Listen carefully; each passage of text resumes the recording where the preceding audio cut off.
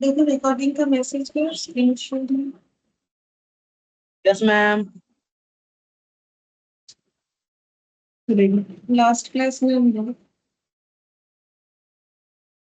ये पढ़ रहे थे R X Y B X Y B Y X, ये सब तो बेसिकली रिग्रेशन जो है लाइन वो हम लोग पढ़ रहे थे। ठीक है। अच्छा, अब इसमें कुछ कंसेप्ट हम लोग का बाकी है, वो कंटिन्यू करेंगे। इसमें मैंने यहाँ पर लिखा था क्या क्या हमें कंटिन्यू करना है। देखो 7.20 का क्वेश्चन नंबर 2 से लेके बाकी आगे का हमें करना है।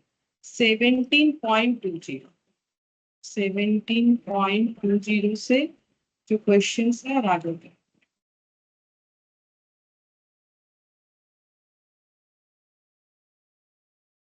ये वाला क्वेश्चन। ठीक है, इसमें हम लोगों ने ये पहला वाला किया था जो कि प्रॉपर्टी से रिलेटेड था। तीन प्रॉपर्टी हम लोगों ने पढ़ा था रिग्रेशन लाइन का, जिसमें से एक ये था कि अगर दोनों लाइन अपने आप को इंटरसेक्ट करता है तो जिस पॉइंट पे इंटरसेक्ट करता है वो उनका एवरेज पॉइंट होता है। ठीक है, मतलब एक्स बार वाई बार, उसके रेस्पेक्ट में पहला क्वेश्चन हम लोगों ने कर लिया था। अब identify the regression equation Y on X, ये हम लोग को फाइंड आउट करना है। ये देखो, इसका एक कर लिया था, उसके बाद वाला करेंगे। तो हम लोग को ये क्वेश्चन लेकिन काफी बार पूछा जाता है, इंपॉर्टेंट है, ये मान के चल सकते हो। ठीक है, कभी ना कभी एग्जाम में आते ही रहता है, मतलब मैक्सिमम टाइम आया हुआ क्वेश्चन है बोल सकते हैं हम लोग। ठीक है। अच्छा, यहाँ पर क्या दिया है, दो इक्वेशंस दे दिया है हम लोग को, एक है ये वाला और दूसरा ये वाला। ठीक है, और हम लोग को बोला है कि identify the regression equation of Y on X, मतलब इसमें से कौन सा वाई ऑन एक्स है वो हम लोग को बताना है। वो नहीं बताया है, हम लोग को फाइंड आउट करना है। तो ऐसे क्वेश्चन में हम लोग को सबसे पहले क्या करना पड़ेगा, एजम्पशन लेना पड़ेगा, क्योंकि हम लोग को तो पता नहीं है कि इसमें से कौन सा वाई ऑन एक्स है या एक्स ऑन वाई है, कैसे पता कर सकते हैं। ठीक है, तो सबसे पहले एजम्पशन लेंगे कि इसमें से कोई भी एक एक्स ऑन वाई है या फिर वाई ऑन एक्स है। ठीक है, तो एजम्पशन लेने का मतलब क्या, उसमें कोई रूल्स है नहीं, कोई भी रूल्स नहीं है। हम लोग कोई भी जो है पहले एक्स ऑन वाई मान सकते हैं, पहला वाला, दूसरा वाला वाई ऑन एक्स, या फिर ऑपोजिट। ठीक है, कैसे भी हम लोग मान सकते हैं। अच्छा, देखते हैं। देखते सबसे पहले क्या करना है यहाँ पर हम लोग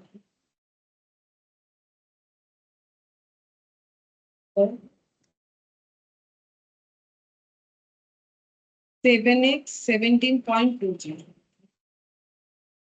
17.20 का क्वेश्चन नंबर 2। ठीक है, हम लोग सबसे पहले एजम्पशन लेते हैं ऐसे क्वेश्चन। एजम्पशन, ठीक है, एजम्पशन कि मेरा पहला वाला एक्स ऑन वाई है, दूसरा वाला वाई ऑन एक्स है, कुछ भी एजम्पशन ले सकते हो, पहला वाला वाई ऑन एक्स भी ले सकते हो, जैसा ठीक लगे। तो ये यहाँ पर मैंने ऐसे कर दिया। ठीक है, और यहाँ पर एजम्पशन बेसिस पे हम लोग ये मानेंगे कि ये हम लोग का एजम्पशन क्या ले रहे हैं, ये एक्स ऑन वाई वाला इक्वेशन है। ठीक है, क्या इसको वाई ऑन एक्स लिख सकते हो, लिख सकते हो, क्योंकि एजम्पशन है, कुछ भी लिख सकते हैं। ठीक है, अब एजम्पशन सही है कि नहीं वो हमें पता करना पड़ेगा। और दूसरा इक्वेशन हम मान लेते हैं कि वाई ऑन एक्स है। ठीक है, तो दूसरा इक्वेशन क्या है, दूसरा इक्वेशन है 4x minus Y minus 11 0। 4x-y-11 0। ठीक है। अच्छा, अगर ये x ऑन y है तो हम लोग का इक्वेशन कैसे होता है, x ऑन y का इक्वेशन हम लोग का ऐसे होना चाहिए ना, x इक्वल टू,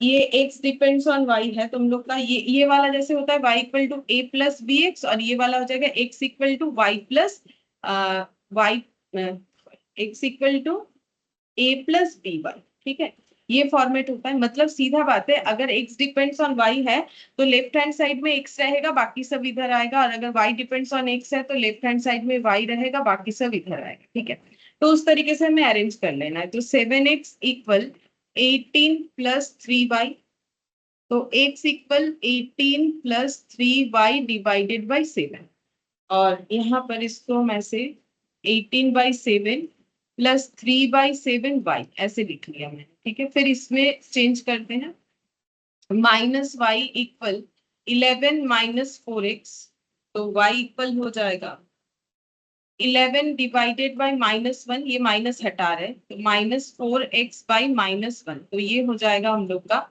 -11 प्लस, यहाँ पर माइनस माइनस में प्लस हो गया 4 ऑफ x। ठीक है, ये हम लोग का x ऑन y और y ऑन x बन गया। अच्छा, अब हम लोग को एजम्पशन में नेक्स्ट स्टेप में क्या करना है, देखो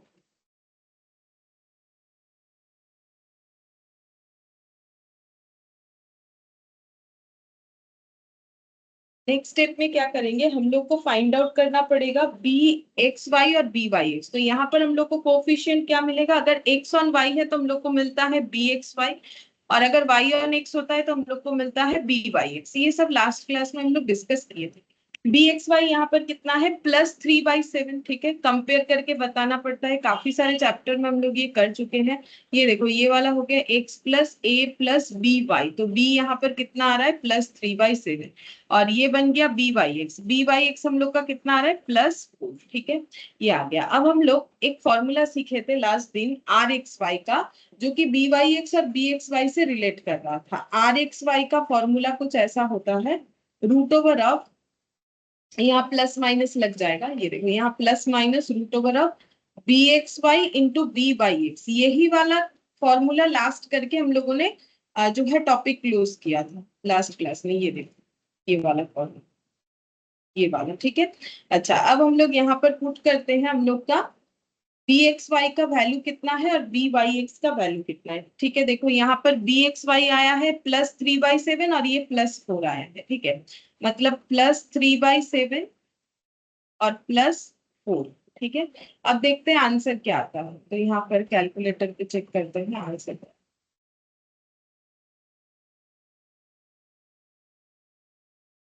3 × 4 / 7, तो ये आ रहा है 1.7 समथिंग, और इसका रूट लगाना पड़ेगा, तो इसका रूट लगा लेते हैं यहीं पर। ठीक है, तो 1.30 ऐसा आ रहा है, 309 इस तरीके से आ रहा है, 1.309 ऐसे आ रहा है। ठीक है, 93 4 डिजिट मैंने लिख दिया। अब यहाँ पर प्लस माइनस में से क्या लेना पड़ेगा, लास्ट क्लास में हम लोगों ने पढ़ा था B Y X and R X Y all have the same sign. तो अगर ये दोनों प्लस साइन है तो ये भी मुझे प्लस लेना पड़ेगा। ठीक है, लेकिन ये चीज जो है ये पॉसिबल नहीं है, नॉट पॉसिबल। ठीक है, अब क्यों पॉसिबल नहीं होता है, तो अगर तुम लोग को याद है जब हम लोगों ने कोरिलेशन पढ़ा था, तो आर एक्स वाई यानी जो कार्ल पियर्सन वाला था, वहां पर पढ़ा था कि आर का वैल्यू हम लोग का -1 से 1 के अंदर लाई करेगा। तो आज देखो मैंने सारे पीडीएफ ओपन कर रखे ताकि हम तुम लोग को दिखा सके कि हम लोगों ने सारा चीज ही किया है। अब देखो पढ़ना है तुम लोग का काम, देखो हम दिखा देते हैं यहाँ पर कहाँ से देखना है। ये देखो यहाँ पर आर एक्स वाई का वैल्यू हमेशा -1 से 1 के अंदर लाई करता है, इंक्लूडिंग द वैल्यूज। ठीक है, तो ये जो है ज्यादा से ज्यादा +1 हो सकता है पॉजिटिव साइड में, और ज्यादा से ज्यादा नेगेटिव में माइनस हो सकता है।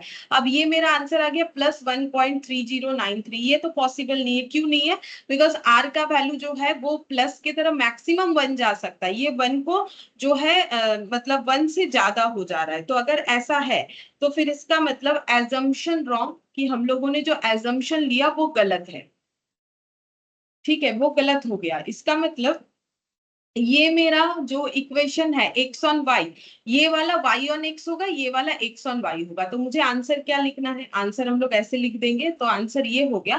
देखो तुम लोग को तो वहां पर टिक करना है, तो तुम लोग को अगर पहला एजम्पशन ही तुम लोग का सही आ जाता है तो अब तो हो गया, जल्दी हो जाएगा। अगर नहीं आता है तो पहला गलत आ गया, इसका मतलब नेक्स्ट एजम्पशन हमारा सही रहेगा, तो उसमें चेक नहीं करना है। अगर वो नहीं हुआ तो दूसरा वाला जरूर होगा। इसका मतलब 7x ऐसे लिख लो, 7x - 3y - 18 = 0। ये एक्चुअली हम लोग का होना चाहिए y ऑन x, क्योंकि इसको x ऑन y किया था तो हमारा गलत आया था। और 4x - y - 11 = 0, ये हम लोग का हो जाएगा x ऑन y। ठीक है, क्या ये भी हमें प्रूव करके देखना चाहिए, क्या जरूरत है, देखने का कोई जरूरत नहीं, क्योंकि इसमें नहीं आया तो दूसरे वाले में जरूर आएगा, क्योंकि कोई एक तो x ऑन y और कोई एक y ऑन x जरूर होगा। बाकी तुम लोग अपने प्रैक्टिस के लिए अगर चाहते हो कि हम लोग भी घर पे एक बार इसको चेक करके देखें तो देख सकते हो। बाकी एग्जाम पॉइंट ऑफ व्यू से अगर पहले ही एजम्पशन सही आ गया तो ठीक है, नहीं आया तो अपोजिट एजम्पशन सही होगा। तो इसका मतलब ये इक्वेशन y ऑन x और ये इक्वेशन x ऑन y। क्या इस तरीके का क्वेश्चन एग्जाम में आता है, काफी पॉपुलर क्वेश्चन है, इस तरीके का क्वेश्चन आता है। ये देखो सेकेंड वाला आंसर हम लोग को यहाँ पर मिलेगा। ये देखो 7x - 3y - 18 जो है y ऑन x इक्वेशन। ये देखो y ऑन x होगा, यही पूछा था, ये वाला नहीं पूछा था। तो ठीक है, मैंने दोनों ही लिख दिया। ठीक है, कि ये हम लोग का y ऑन x होगा। तो इस तरीके से कैलकुलेट करना पड़ता है। अच्छा, इसी क्वेश्चन में ना और एक क्वेश्चन, और एक क्या, दो क्वेश्चन है। पहले बोला है compute the correlation coefficient between X and Y. हम लोग को एक्स और वाई के बीच का कोरिलेशन कोफिशिएंट कैलकुलेट करने बोला है, तो इसका मतलब हम लोग को आर एक्स वाई निकालना है। वो हम लोग कैसे निकालेंगे, देखो यहाँ पर रूट ओवर अप कर दो, plus minus B X Y into B Y X, ठीक है।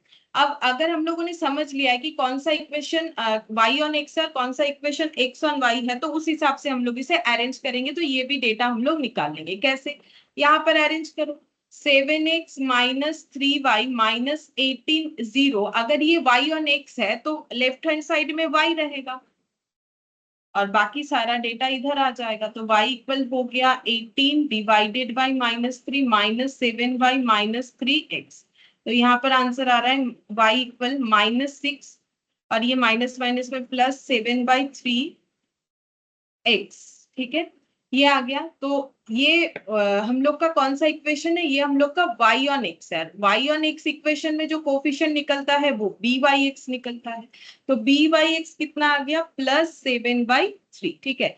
सेम तरीके से हम लोग bxy को भी कैलकुलेट करेंगे। यहाँ पर लिखते हैं x ऑन y वाला इक्वेशन हम लोग का कौन सा है, x ऑन y वाला हम लोग का ये वाला 4x माइनस वाई माइनस 11 0। अगर ये x ऑन y है तो इधर x रहेगा, बाकी सारा डेटा इधर आ जाएगा।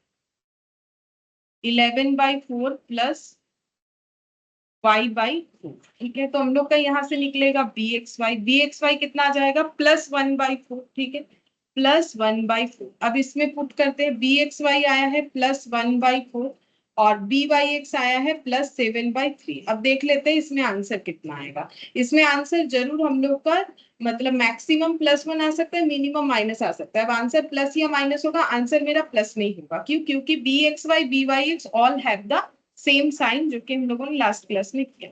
अच्छा, अब 1 इंटू 7 डिवाइडेड बाई 12, ठीक है, ये जितना भी आया इसमें रूट लगा देंगे। आया, कम आया है 1 से 0.7637, इस तरीके का वैल्यू निकल के आ रहा है, ठीक है।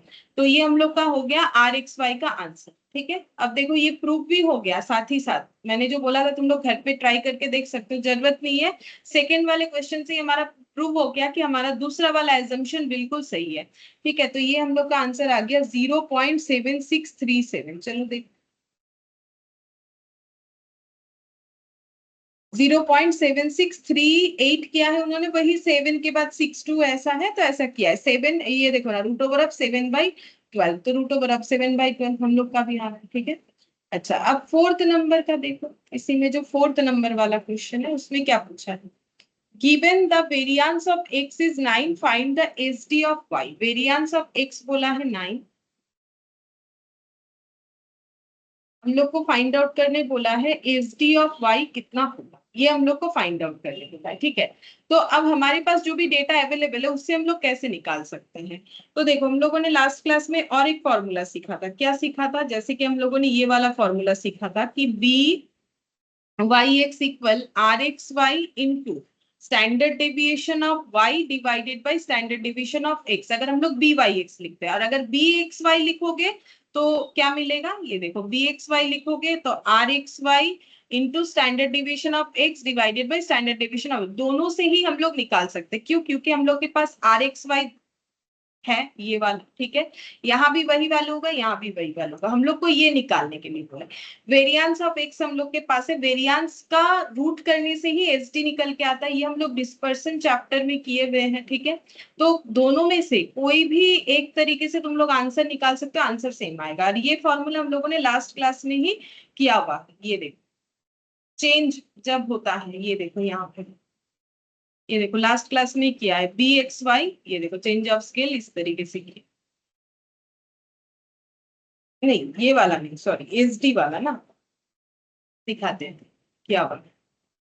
आ गया, ये रहा rxy SD of y SD of x। कैसे याद रखना है वो भी मैंने बोला था, ठीक है। एक ही पैटर्न से याद रखोगे जो हम बता रहे, तो सारा फॉर्मूला याद हो जाएगा। by(x) है तो पहले y आएगा ऊपर स्टैंडर्ड डेविएशन में, फिर नीचे x आएगा, लेकिन लिखने से याद होता है, ठीक है। अगर लिखोगे प्रैक्टिस करोगे तो ही याद होगा, नहीं तो याद नहीं। अच्छा, अब बी वाई एक्स मेरा आया है 7/3, हम दोनों से ही दिखा देते, सेम आंसर आएगा।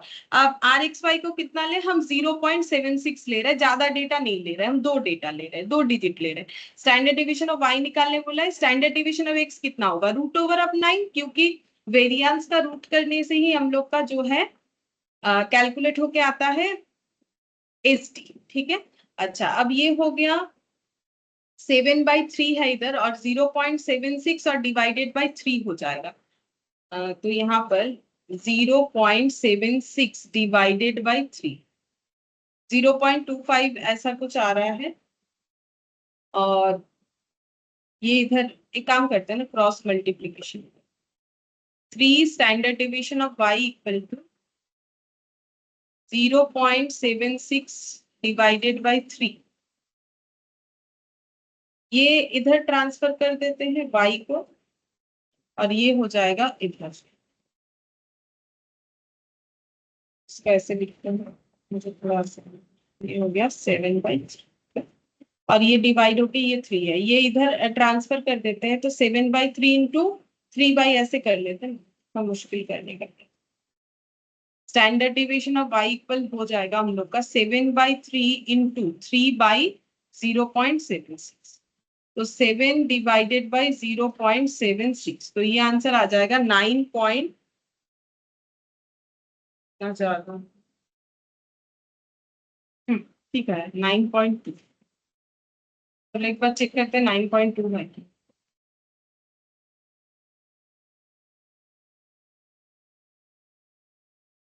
9.16 आया है, 7 डिवाइडेड बाई इतना, वो अप्रोक्सीमेशन की वजह से आया होगा। 9.16 मेरा 121 आ गया। अच्छा ठीक है, एक बार फिर से देखते हैं क्या कोई कैलकुलेशन मैंने गलत किया है। 7/3 है, ये 0.76/3, ठीक है। तो मैंने ये 7/3 को इधर ट्रांसफर कर दिया, और ये वाला 3 डिवाइडेड बाई 0.76, मुझे लगता है ये अगर पूरे से डिवाइड करेंगे तो शायद उनके साथ आंसर मैच हो जाए, क्योंकि 3 तो कैंसिल हो रहा है। 7 डिवाइडेड बाई 0.7637, देखते हैं 4 डिजिट से डिवाइड करके कितना आता है। हाँ, तब 9.16 आएगा। ठीक है, अगर पूरा डिजिट ले लोगे 37 तो 9.16 आएगा। तो ऑप्शन में हमारे पास जो है आंसर जो नियर अबाउट रहेगा वही करेंगे। 4 डिजिट से भी करके कर सकते हो, ऐसे भी कर सकते हो, और इससे भी निकालोगे तो भी सेम ही आंसर आएगा। ठीक है। अच्छा, जैसे बी एक्स वाई, ये देखो ये भी दिखा देते हैं। बी एक्स वाई 1/4 है, आर एक्स वाई हम दो ही ले रहे हैं 0.76, और ये स्टैंडर्ड डिविजन ऑफ एक्स जो है ये हम लोग का हो जाएगा √9, यानी कि 3 divided by standard division of Y. अब कैलकुलेट करते हैं कितना होगा। 1/4 इंटू,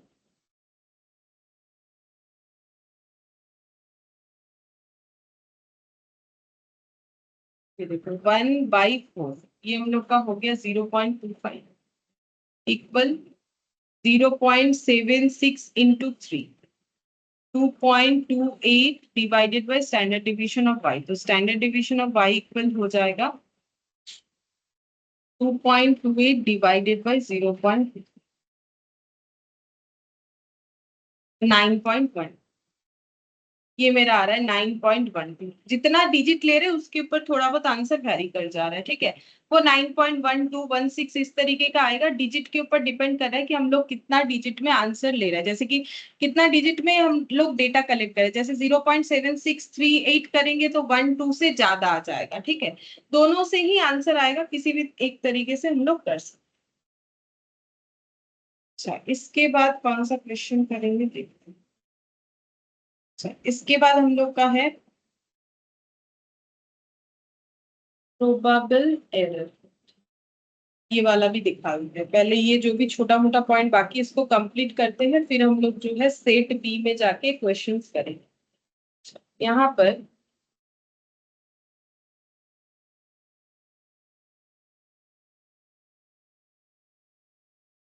नेक्स्ट हम लोग पढ़ेंगे ये वाला प्रोबेबल एरर, ये क्या होगा। प्रोबेबल एरर, प्रोबेबल एरर जो है उसका हम लोग का वैल्यू होता है, देखो ये याद रखना है, 0. ये थोड़ा डेटा याद रखना पड़ेगा, 6745 into 1 minus R square divided by root over of N, ठीक है, प्रोबेबल एरर का ये फॉर्मूला है। अच्छा, अब ये प्रोबेबल एरर क्या होता है? प्रोबेबल एरर का मतलब है, देखो हम लोग जब भी कोई वैल्यू एस्टिमेट करते हैं, ठीक है, तो हम लोग क्या करते हैं, एक सैंपल साइज को कंसीडर करते हैं, ठीक है, सैंपल साइज को लेते हैं और फिर उसके ऊपर सर्वे करके डेटा कैलकुलेट करते हैं। तो हम लोग का जो आंसर है ये पीई से भी डिनोट होता है, ये मे भी एरर आ सकता है, ठीक है। तो हम लोग क्या करते हैं कि देखो इसका यूज हम लिखवा देते हैं। इसका यूज क्या होता है? कोरिलेशन, कोरिलेशन क्योंकि आर स्क्वायर है ना, तो इसीलिए correlation is calculated using sample, ठीक है। सैंपल मतलब पूरा पॉपुलेशन नहीं लेते हैं, पॉपुलेशन मतलब जो होल अमाउंट ऑफ डेटा होता है किसी भी चीज का, तो पूरे पॉपुलेशन को नहीं कंसिडर करके उसमें से कुछ सैंपल लिया जाता है, ठीक है। जैसे देखो हमारा ब्लड टेस्ट होता है, तो वो ब्लड का सैंपल लेते हैं ना, थोड़ी ना पूरे बॉडी का ब्लड ले लेंगे। तो वैसे ही कोरिलेशन, जब भी स्टैटिस्टिक्स में कुछ भी हम लोग डेटा कलेक्ट करते हैं तो एज अ सैंपल कलेक्ट करते हैं, ठीक है। अब सैंपल जैसे मान लो कि डिमांड और प्राइस का, तो हम लोगों ने 6 से 7 डिमांड ले लिया और उसके अगेंस्ट में 6 से 7 प्राइस ले लिया, तो जो भी आंसर निकलता है उस 6 से 7 डेटा के बेसिस पे निकलता है, ठीक है।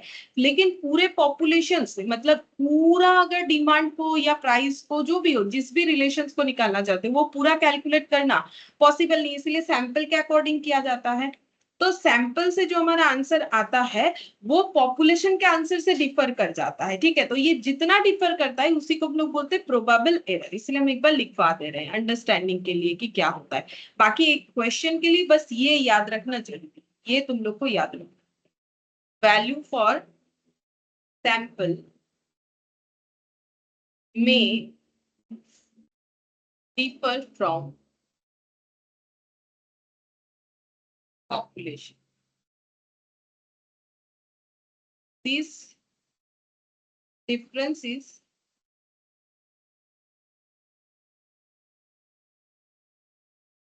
probable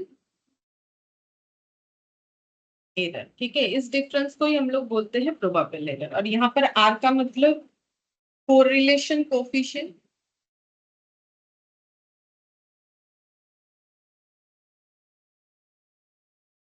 और इन का मतलब number of pairs of observations, pairs of observations. यहाँ ये कैपिटल एन भी होता है, स्मॉल एन कुछ भी लिखा जा सकता है। मेनली तुम लोग को एग्जाम के लिए क्या याद रखना है, ये बात, ये याद रखना जरूरी है। और ये याद रख के स्पेशली हम ये वाला बोलेंगे, ये वैल्यू जो है वो थोड़ा तो याद करना पड़ेगा, ठीक है। अच्छा, इसमें और एक चीज भी होता है, इसका एक लिमिट होता है, ठीक है, लिमिट्स ऑफ कोरिलेशन। मतलब ये आर का लिमिट क्या है, जैसे हम लोगों ने इसके पहले आर एक्स वाई का लिमिट देखा था कार्ल पियर्सन का, -1 से +1 के अंदर होता है, इंक्लूडिंग द वैल्यूज -1 एंड +1। वैसे यहाँ पर जो लिमिट होता है वो कुछ ऐसा होता है, R plus minus probable error, ठीक है, R plus minus probable error. क्यों ऐसा होता है वो भी बता देते। देखो हम लोग का जो आर का आंसर आया उसमें प्रोबेबल एरर, हम लोग या तो हमारा आंसर जो है कम आया है तो उसमें एरर ऐड होगा, या मतलब कम आया है, देखो हम लोग का एरर दो ही तरीके का हो सकता है। एरर कैसे होता है, जैसे मान लो मुझे कैलकुलेट करना था 2 और 5, मुझे निकालना था 2 5 ऐड करके 7, मैंने अगर मान लो इसको 8 कर दिया तो मेरा एरर 1 ज्यादा है, अगर मैंने 6 कर दिया तो एरर कम है, ठीक है। तो उसको सही करने के लिए मुझे क्या करना पड़ेगा, जैसे कि मेरा जो सही आंसर है 7 में अगर 8 कर दिया है तो -1, और अगर 6 कर दिया है तो मुझे क्या करना पड़ेगा, यहाँ पर ये इसमें एक एक केस में मुझे क्या करना पड़ेगा, 7 में मुझे -1 करना पड़ेगा, ठीक है, तब जाके मेरा होगा, और एक में मुझे +1 करना पड़ेगा। तो वही हो गया कि प्रोबेबल एरर एक का हो रहा है, दोनों में डिफरेंस एक एक का। तो प्रोबेबल एरर मेरा कम है कि ज्यादा है एरर, उसके ऊपर डिपेंड करके आइडिया लिस्ट करना पड़ता है, ठीक है। इससे ज्यादा इसमें हमें कुछ भी याद करने का या इस पे ज्यादा रिसर्च का कोई जरूरत नहीं है, ठीक है। अब ये प्रोबेबल एरर जो है वो समझने के लिए हम लोग एक क्वेश्चन लेते हैं, देखो यहाँ से, देखो ये वाला, compute the probable error assuming that correlation coefficient 0.8 from a sample of 25 pairs of item. ठीक है, बोला है कि प्रोबेबल एरर कैलकुलेट करके बताओ जिसमें कोरिलेशन कोएफिशिएंट है 0.8 और सैंपल जो कलेक्ट किया गया था वो है 25 पेयर्स ऑफ आइटम्स। मतलब इससे हमें क्या पता चला, देखो क्या क्या डेटा पता चल गया, यहाँ पे लिखते हैं 17.21। ठीक है, इसमें हमें एन पता चल गया, पेयर्स 25 और आर दे दिया है 0.8 और बोला है कि प्रोबेबल एरर निकालो। ठीक है, तो प्रोबेबल एरर कैसे निकालेंगे, ऐसे ही एग्जाम में पूछेगा, तो फॉर्मूला याद रखना है हम लोग को 0.6745। ठीक है, ये याद रखना थोड़ा डिफिकल्ट है, प्रैक्टिस करते करते याद हो जाएगा। ठीक है, और उसके बाद 1 minus R square divided by root over of N, divided by root over of N. अब इसमें वैल्यूज को पुट करेंगे तो 0.6745 इंटू 1 माइनस 0.8 का whole square divided by root over of 25। अब देखते हैं कैलकुलेट करके कितना आता है। अच्छा, ये तो 5 आएगा नीचे, 0.8 का स्क्वायर कर लेते, 0.8 का स्क्वायर माइनस 1, ये जितना भी आया ये वैसे पॉजिटिव आएगा क्योंकि मैंने 1 को बाद में लगाया, डिवाइडेड बाई 5। ठीक है, जितना भी आया इनटू 0.6745, ये हम लोग का फिक्स्ड होता है, तो 0.0048564 जितना आ रहा है मैंने पूरा ही लिख लिया। आप देखते हैं कि आंसर हमने क्या दिया हुआ है, प्रोबेबल एरर। तो ये देखो 0.0486, ये देखो 0.0486 किया है इन्होंने, 564 है उसको 6 कर दिया। ठीक है, तो इस तरीके का आसान सा क्वेश्चन आएगा। अच्छा, अब इसका मान लो हमें लिमिट भी निकालने बोलता, बाई चांस मान लो इसमें हमें बोला कि लिमिट भी निकालो प्रोबेबल एरर का, तो लिमिट क्या होता है, R plus minus probable error. तो फिर कैसे निकालते हैं हम लोग, 0.8 प्लस माइनस 0.04854 करने के बाद जो भी आंसर आता वो निकाल लेता, अगर लिमिट बोलेगा।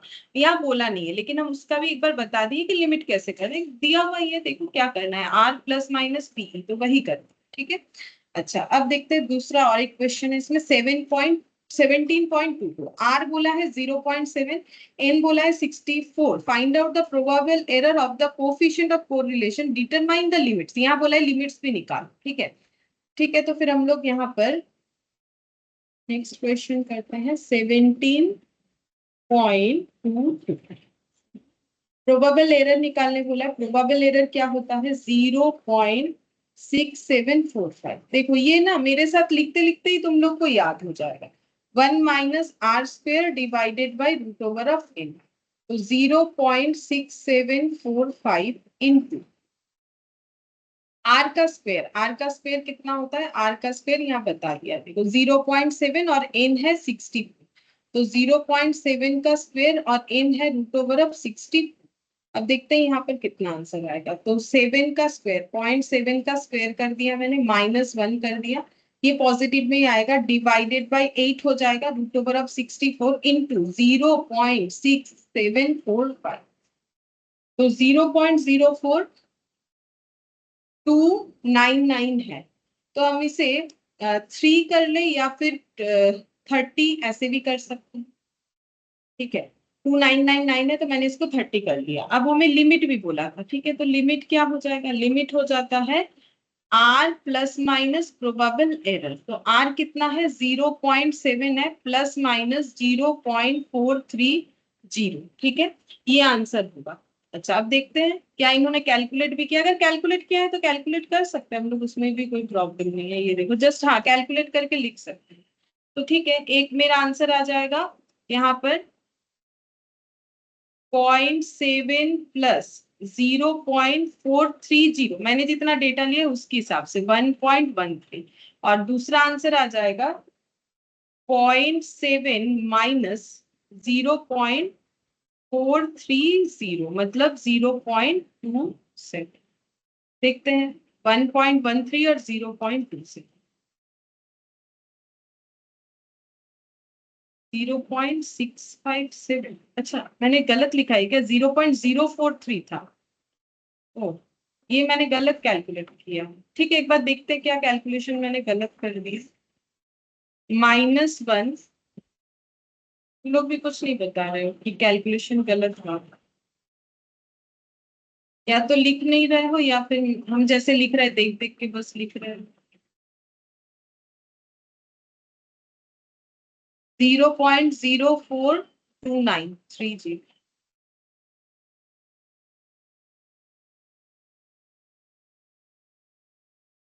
ये सब तो नॉर्मल कैलकुलेशन है, ये नहीं करोगे तो कैसे एग्जाम में स्पीड पड़ेगा, अगर करोगे तो मुझे भी बता दोगे ना गलत हो रहा है, ऐसे ही हो रहा है। 0.0430, 743, 0.0430, 0.657, देखते हैं। 657 और 0.743 सही आया है, ठीक है। तो लिमिट का आंसर कैलकुलेट कर दिया है हम लोगों ने कि कैलकुलेट करने से कितना है। अच्छा, अब नेक्स्ट देखो, इसके बाद हम लोग नेक्स्ट पढ़ेंगे कोफिशिएंट ऑफ कॉन्करेंट डेविएशन, और एक छोटा सा टॉपिक है coefficient of, sorry concurrent deviation तो पहले पढ़ा था हम लोगों ने, कोफिशिएंट ऑफ डिटर्मिनेशन और नॉन डिटर्मिनेशन।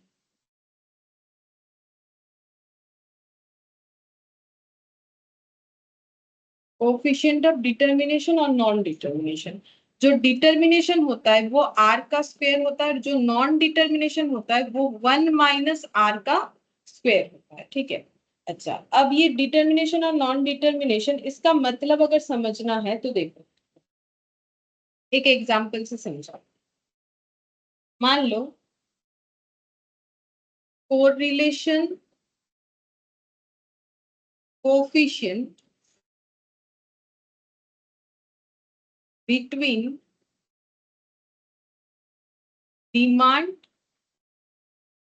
जिसको हम एक से डिनोट कर रहे हैं, एंड प्राइस जिसको हम वाई से डिनोट कर रहे हैं, इज -0.8। ये मैंने एग्जाम्पल लिया है, ठीक है, कि कोफिशिएंट कोरिलेशन बिटवीन डिमांड और प्राइस जो है वो -0.8 है।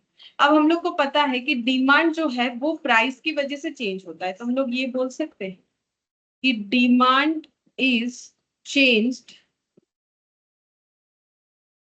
Due to price. ये तुम लोग इकोनॉमिक्स में भी पढ़ते हो, demand is change due to price, ठीक है। तो अब जो ये डिमांड चेंज हो रहा है ये प्राइस की वजह से तो होता ही है, ये मेन फैक्टर होता है। लेकिन इकोनॉमिक्स में तुम लोग अदर फैक्टर्स भी पढ़ते हो, तो प्राइस जो है वो मेन फैक्टर है, लेकिन उसके अलावा भी कुछ फैक्टर्स हो सकता है जिसको हम लोग अदर फैक्टर बोल सकते हैं। तो इसका मतलब यहाँ पर हम ऐसे लिख सकते हैं कि reason of change of demand, reason of change of demand वो दो रीजन से होता है। मेन जो है वो प्राइस, और जो उतना इंपॉर्टेंट नहीं होता है उसको हम लोग बोल सकते हैं अदर फैक्टर। एक प्राइस फैक्टर जो कि इंपॉर्टेंट है, दूसरा होता है अदर फैक्टर, ठीक है। तो जो मेन फैक्टर्स है प्राइस, ठीक है, उसका वैल्यू हम लोग का कितना है, ये वाला -0.8, ठीक है। 0.8 का स्क्वायर, क्योंकि जो हम लोग का मेन फैक्टर होता है जिसको हम लोग डिटरमाइन कर सकते हैं उसको हम लोग बोलते हैं आर स्क्वायर, और जो अदर फैक्टर होता है उसको हम लोग बोलते हैं 1 - r²। तो अब क्योंकि माइनस आर में भी माइनस का वैल्यू है तो मैंने ऐसे लगाया है, ठीक है। तो इसका आंसर हम लोग का हो जाएगा 0.64, और ये हो जाएगा 1 - 0.64 यानी कि 0.36, ठीक है। तो ये जो है, ये जो प्राइस का चेंज निकला, इसके नीचे हमें क्या लिखना चाहिए, इसके नीचे हम लोग ये बोल सकते हैं कि ये जो 0.64 चेंजेस है, या फिर इसको अगर परसेंटेज में बोले तो 64% का जो चेंज है वो ड्यू टू प्राइस है, और 36% का जो चेंजेस है वो ड्यू टू अदर फैक्टर है। मतलब हम लोग इसको ऐसे बोल सकते हैं 64% change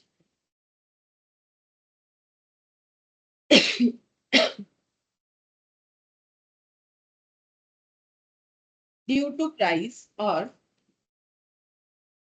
36% change is due to other factors, ठीक है। अब ये इसका ना और भी कुछ नाम है, ठीक है, जो हमें एमसीक्यू में काम आएगा। ऐसे वेरिएबल्स को हम लोग बोलते हैं, जो मेन रीजन होता है चेंजेस का, इसको हम लोग बोलते हैं एक्सप्लेन्ड वेरिएंस। इसको बोला जाता है अनएक्सप्लेन्ड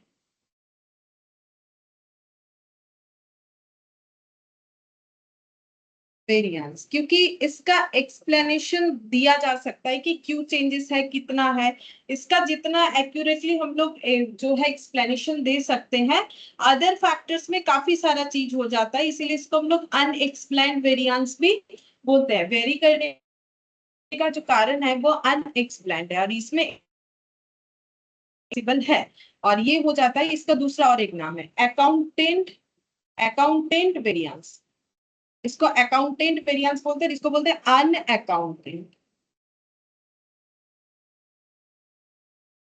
अनअकाउंटेड वेरिएंस, ठीक है। ये नाम याद रखना है, ठीक है, ये तुम लोग को नाम याद रखना है, क्योंकि हमें एमसीक्यू में ये ऐसी चीजें पूछा जा सकता है, ठीक है। अच्छा, अब तो इसका मतलब हम लोगों ने क्या देखा, अभी हम लोगों ने पढ़ा coefficient of determination, non determination, ठीक है। डिटरमाइन कर सकते हैं, जो डिटरमाइन नहीं कर सकते हैं, जैसे कि डिमांड और प्राइस का मैंने चेंजेस बोला कि डिमांड जो है वो प्राइस की वजह से कम ज्यादा होता है, तो सबसे मेन फैक्टर वही है, तो वो हम लोग का कोफिशिएंट ऑफ डिटर्मिनेशन है। वही हम लोग का एक्सप्लेन्ड वेरिएंस है, वही हम लोग का अकाउंटेंट वेरिएंस है। और अदर फैक्टर्स जो है उसको 1 - r² से निकाला जाएगा, ठीक है, मतलब कैलकुलेशंस का जो रूल्स है। और इसको हम लोग बोलते हैं अनअकाउंटेड वेरिएंस, इसको हम लोग अनएक्सप्लेन्ड वेरिएंस, और कोफिशिएंट ऑफ नॉन डिटर्मिनेशन बोलते हैं। तो इतना सारा नाम है, मेनली नाम ही है, वो याद रखना पड़ेगा। और हाँ, क्वेश्चन में पूछा जाता है r² और 1 - r², तो फॉर्मूला भी हम लोग को याद रखना पड़ेगा, ठीक है। अच्छा, अब और एक चीज भी समझाते हैं, देखो, जैसे मान लो और एक एग्जांपल हम लोग को दिया हुआ है, rxy1 दिया हुआ है, ठीक है। तो इस केस में अगर मुझे बोले कि कोफिशिएंट ऑफ डिटर्मिनेशन और कोफिशिएंट ऑफ नॉन डिटर्मिनेशन निकाल, ठीक है। अब मुझे बोला गया कि कोफिशिएंट ऑफ डिटर्मिनेशन और कोफिशिएंट ऑफ नॉन डिटर्मिनेशन निकालना है, तो आंसर क्या है? देखो, कोफिशिएंट ऑफ डिटर्मिनेशन होता है r², ठीक है, मतलब वही rxy, तो ये 1 का स्क्वायर कितना आ गया, 1 आ गया, ठीक है। अच्छा, और अगर मुझे नॉन डिटर्मिनेशन निकालना है तो 1 - r², तो 1 - 1 का स्क्वायर, यानी ये हो गया 0, ठीक है। अब अगर परसेंटेज में बोलोगे तो ये 100%, ठीक है, और ये 0%। अब इसका मतलब क्या हो गया, देखो, जो चेंजेस है एक्स में ड्यू टू वाई, क्योंकि ये एक्स ऑन वाई हो गया ना, तो हम लोग यहाँ पर ऐसे लिख सकते, change in X due to Y is 100%, and due to other factor is 0, ठीक है। मतलब यहाँ पर सिर्फ और सिर्फ जो है मेन फैक्टर ही काम कर रहा है, मतलब अगर rxy मेरा बाई चांस 1 आता है, तो मेरा एक ही फैक्टर काम करता है, वो है मेरा डिटर्मिनेशन वाला फैक्टर, ठीक है। अदर फैक्टर काम नहीं करेगा। ये कभी कभार हमें एमसीक्यू में पूछ सकता है कि rxy का मतलब, मान लो ऑप्शंस में दे दिया कोफिशिएंट ऑफ डिटर्मिनेशन 100%, फिर तुम लोग सोचोगे कि ये नया क्या है, नया तो कुछ भी नहीं है। देखो, rxy1 का मतलब r² जितना आया, 1 - r² 0 आ गया, मतलब changes due to main factor ही है, changes due to other factor इस सिचुएशन में एग्जिस्ट नहीं करता, ठीक है। तो इस सिचुएशन में एग्जिस्ट नहीं कर रहा, यही हमें समझना।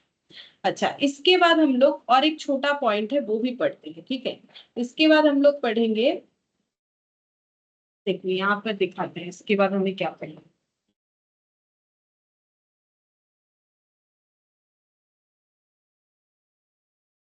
कहाँ गया ये coefficient of determination, non determination, मैंने बता दिया, काफी कुछ लिखा हुआ है, हमें उतना नहीं चाहिए, जितना चाहिए मैंने बता दिया। प्रोबेबल एरर, ये एक छोटा पॉइंट था, वो भी बता दिया। एक होता है स्पूरियस कोरिलेशन, वो कहाँ गया वो भी बताना। इसको नॉनसेंस कोरिलेशन भी बोलते हैं। नॉनसेंस मतलब उस रिलेशन का ना कोई सेंस नहीं है। पता नहीं कहाँ गया, छोड़ो, हम समझाते हैं। देखो, यहाँ पर ये भी पूछा जाता है हम लोगों से। एक एग्जाम्पल ले लो। चलो अभी हम लोग क्या पढ़ेंगे यहाँ पर, नॉन सेंस और स्पूरियस कोर रिलेशन। एक्चुअली वो कोर रिलेशन में चला गया है, ठीक है, वो हम भूल गए तब बताना, अभी याद आ गया हम बता देते। देखो नॉनसेंस कोर रिलेशन या स्पूरियस कोर रिलेशन वो हमें मिल जाएगा, अगर इस पीडीएफ में देखेंगे तो कोर रिलेशन में मिलेगा, क्योंकि हम लोग तो अभी रिक्रेशन कर रहे हैं ना भैया।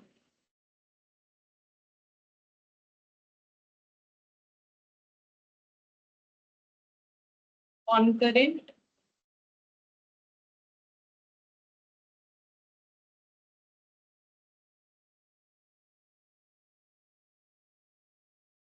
ठीक है, तुम लोग ढूंढ लोगे बात से। तो ये देखो, अब ये कैसा कोर रिलेशन होता है, जैसे कि मान लो यहाँ पर हम लिख रहे हैं डिमांड ऑफ लैपटॉप, ठीक है, यहाँ पर मैंने लिखा डिमांड ऑफ लैपटॉप और यहाँ पर मैंने लिख दिया एज, ठीक है। तो अगर मान लो कोई ऐसे बोल रहा है कि किसी का एज हम 3 साल का दिखाते, 2010, 11, 2012, कोई अगर ऐसा रिलेशन बना रहा है कि जब किसी का एज 2010 में 10 इयर्स था, तब जो है लैपटॉप का डिमांड था 50 लाख, जब 11 इयर्स एज हुआ तब लैपटॉप का डिमांड हो गया 60 लाख, जब 12 इयर्स एज हुआ तो लैपटॉप का डिमांड हो गया 100 लाख। मतलब कोई बोल रहा है कि एज के साथ साथ लैपटॉप का डिमांड जो है ऐसे बढ़ा है, ठीक है। लेकिन ये कोई सेंस नहीं बनता, ऐसे करके मान लो उसने कैलकुलेट करके एक आर एक्स वाई भी निकाल लिया है, ठीक है, आर एक्स वाई मान लो निकाल लिया है 0.80, हम एग्जाम्पल के तौर पे बोल रहे, कितना आएगा वो मुझे भी नहीं पता। लेकिन ऐसा कभी भी रिलेशन जो है उसमें तो कोई सेंस नहीं बना ना।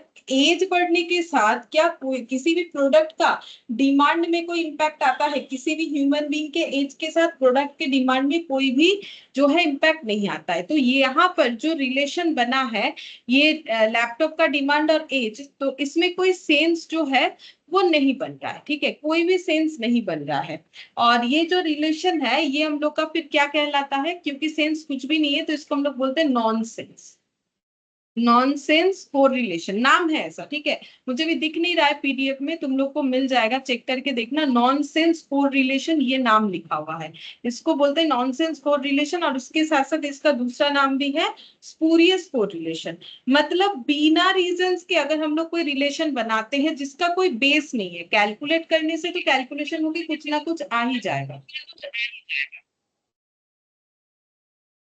तो यहाँ पर आर एक्स वाई जो है वो हम लोग का 0.80 जो है वो कैलकुलेट होके आ सकता है, इसमें कोई प्रॉब्लम नहीं है, लेकिन ये रिलेशन बेसलेस है, क्योंकि डिमांड के साथ लैपटॉप के डिमांड के साथ एज का कोई रिलेशन नहीं हो सकता है, ठीक है।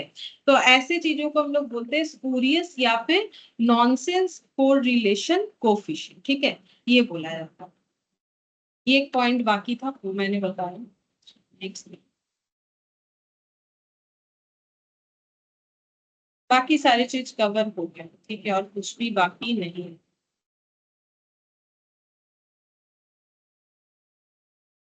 17 ये सब तो पहले ही कर लिया था हम लोगों ने। ठीक है, अब हम लोग सेट बी में जाके जो क्वेश्चन हम लोग का बाकी है वो कंप्लीट कर लिया, उसके बाद सेट ए करेंगे, ठीक है, तो सेट बी में जाते हैं। सेट बी का देखो हम लोगों ने क्वेश्चन नंबर 1, 2,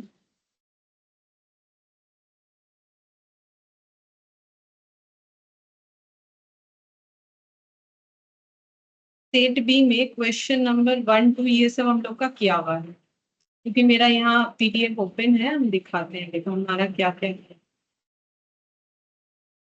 सेट बी में क्वेश्चन नंबर 1, 2 हो गया है, 3 हो गया है, ठीक है, 3 के बाद यहाँ पर आते हैं 4 हो गया है, 5 बीच में गैप है, ठीक है, तो 5 करना पड़ेगा। अभी सभी क्वेश्चन कर सकते हो क्योंकि पूरा चैप्टर ही कंप्लीट हो गया है। बताओ, तुम लोग बताओ इसका आंसर क्या होगा, आज ही सीखा है, R = 0.6, then the coefficient of non determination, इसका वैल्यू क्या होगा, बताओ, आज ही सीखा है, बोलो कितना आंसर।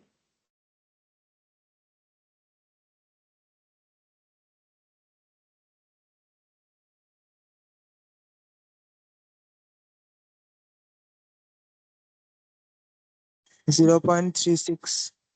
0.36 0.36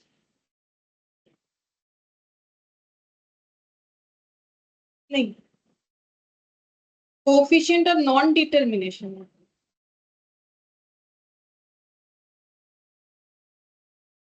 ये तो आसान है। Ma'am set B, 0.64। हाँ 0.6। 5 का क्वेश्चन नंबर 5 का क्वेश्चन, सॉरी सेट बी का क्वेश्चन नंबर 5 का क्वेश्चन। अच्छा, हम लोग को बोला है कोफिशिएंट ऑफ नॉन डिटर्मिनेशन, तो 1 माइनस 0.6 है इसका स्क्वायर, 1 माइनस 0.36 यानी कि 0.6। इससे आसान क्या हो सकता है? ये तो सभी को आंसर देना चाहिए,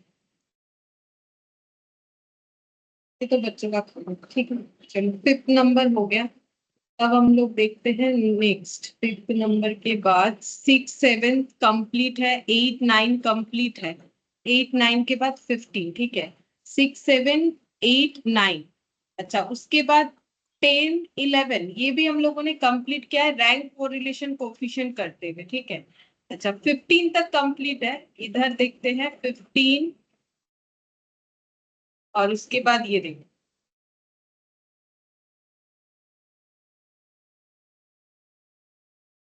10 11। देखो अभी मैंने तुम लोग को अभी दिखाया, यहाँ पर हम लोग का 7 किया हुआ है। ठीक है, बीच में मेरा 5 गैप था, 6 7 8 9 तक किया हुआ है। ठीक है, फिर रैंक कोरिलेशन आ गया, उसमें देखो 10 11 12। ठीक है, 10 11 12 ये हम लोग का किया हुआ है, 10 11 12। उसके बाद 13, ये कॉन्करेंट डेविएशन का, इसके बाद ही शायद हम लोगों ने 13 भी किया हुआ होगा। ये देखो सेट बी का 13 14। ठीक है, 15 इसके पहले हम लोगों ने देखा, 13 14 15 ये किया हुआ है, मतलब पूरा कवर हो गया 15 तक। ठीक है, अच्छा अब 16 वाला हम लोगों ने लास्ट क्लास में किया था। ठीक है, 16 वाला हम लोगों ने लास्ट क्लास में किया। अब इसमें होगा या फिर ये करंट पीरियड।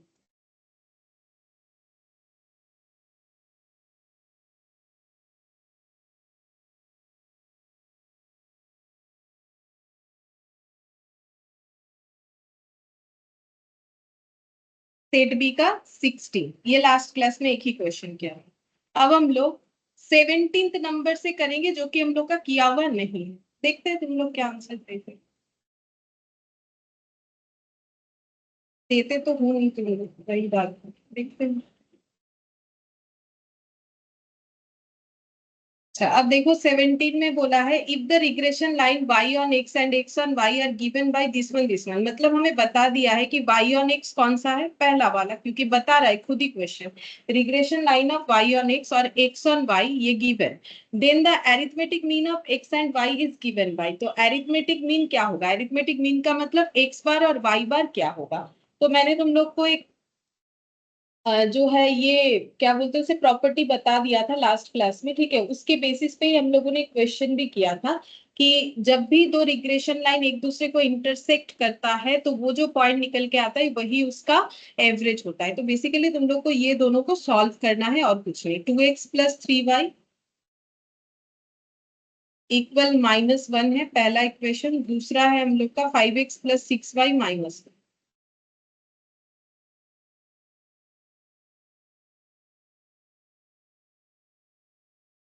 ये मल्टीप्लाइड बाई 5 कर देते हैं इस इक्वेशन को, और इस इक्वेशन को मल्टीप्लाइड बाई 2 कर देते हैं। ठीक है, और ये दोनों इक्वेशन को माइनस कर देते हैं, मतलब 10x प्लस 15y माइनस 5। कोई किसी और तरीके से भी सॉल्व कर सकते हो, मुझे ये आसान लगता है तो मैं ऐसे ही कर लेते हैं। 12y और यहाँ पर हो गया -2। अब माइनस करेंगे, minus minus minus cancel out, 3y 7 y equal to 7/3। तो x कितना होगा, 2x प्लस 3y -1, किसी भी एक में पुट कर लेते हैं, -1 -3 इंटू 7/3।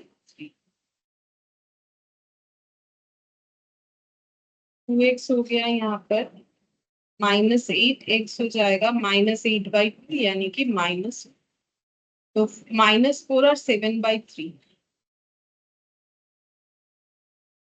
क्या गलत कर दिया, कुछ भी मैच नहीं हुआ ना, तो पहला ना तो दूसरा 2x प्लस 3y माइनस 1 सही लिखा है। मैम यहाँ पे जो 5x 7 लिखते हैं ना वहाँ पे 3 होगा तो। कहाँ पर बोलो तो ये वाला ना मैम अच्छा yes minus ma'am. Minus plus है। ये वाला मेरा -3। तो y हो गया -3/3 माइनस। ठीक है अब ठीक हुआ है। -1 -3 इंटू -1 -1 प्लस 3 2x हो गया 2 x हो गया 2/2 यानी कि 1। तो 1 कॉमा -1 क्योंकि पहले x उसके बाद y लिखा जाता है तो 1 कॉमा -1 यानी कि ऑप्शन 8 17। फिर सेट बी का 18। अच्छा इसमें क्या बोला है देखो। Given the regression equation 3x plus Y 2x plus 5y which one is the regression equation of y on x। तुम लोग को ये आइडेंटिफाई करना है कि कौन सा y ऑन x है। ठीक है तो यही देखो मैंने बोला था ना ये काफी पॉपुलर क्वेश्चन है। एग्जाम में हम लोगों को पूछा हुआ है पूछता भी है। ठीक है हर एक टर्म में कम बेसी आता ही है। तो अभी आज ही सिखाए सबसे पहले हम लोग को एजम्पशन देना है। एजम्पशन तुम लोग कुछ भी ले सकते हो। हम पहले वाले को x ऑन y लेते कुछ भी तो एक स्टार्ट करना पड़ेगा। 3x प्लस वाई ये हम लोग का हो गया 13। ठीक है उसके बाद 2x प्लस 5y ये है ये दिया हुआ है 20। ठीक है अब हम इसको मान लेते हैं ये वाले इक्वेशन को मान लेते हैं कि x ऑन y पहले वाले को और इसको मान लेते हैं y ऑन x कुछ भी एक मान के चलना है। ठीक है अगर ये x ऑन y है x इधर रहेगा बाकी सारे आइटम इधर आ जाएंगे। ठीक है तो x इक्वल 13/3 माइनस y/3। तो यहां से मुझे मिलेगा x bxy। ठीक है क्योंकि ये x ऑन y है तो bxy कितना आ जाएगा ये y लिखा है मैंने। ठीक है तो ये आ जाएगा -1/3। ठीक है क्योंकि मेरा जो इक्वेशन है तो वो होता है x equal to a plus B Y. ठीक है तो प्लस यहाँ पर होना चाहिए तो ये -1/3 हो जाएगा। सेम तरीके से इसको कैलकुलेट तो यहाँ पर 5y 20 minus 2x y equal to 20 minus 2x/5 y equal to 20/5 -2/5x। तो यहाँ पर b/x कितना हो गया b/x हो गया -2/5। ठीक है अब देखते हैं rxy कितना आता है। rxy हो जाएगा -1/3 इंटू -2/5। ठीक है तो ये प्लस माइनस तो यहाँ पर मेरा आंसर जो भी होगा माइनस से होना चाहिए तो रूट ओवर अब ये हो जाएगा माइनस माइनस में ये 2/15। अब देखते हैं 2/15 कितना 2 डिवाइडेड बाई 15 और इस पे रूट लगेगा 0.36 0.36 ऐसा आ रहा है। ठीक है तो सही आया है। देखो मेरा जो है मैक्सिमम नेगेटिव -1 हो सकता है ये -1 से कम आया rxy रेंज के अंदर है। ठीक है तो अगर रेंज के अंदर है तो हम लोग का एजम्पशन पहली बार में ही सही हो गया है। अब देखो यहाँ पर क्या बोला है कि y ऑन x कौन है तो y ऑन x हम लोग का ये है 2x प्लस 5y यानी कि ऑप्शन हम लोग का सेकेंड इक्वेशन। ठीक है ऑप्शन बी लगेगा सेकेंड इक्वेशन।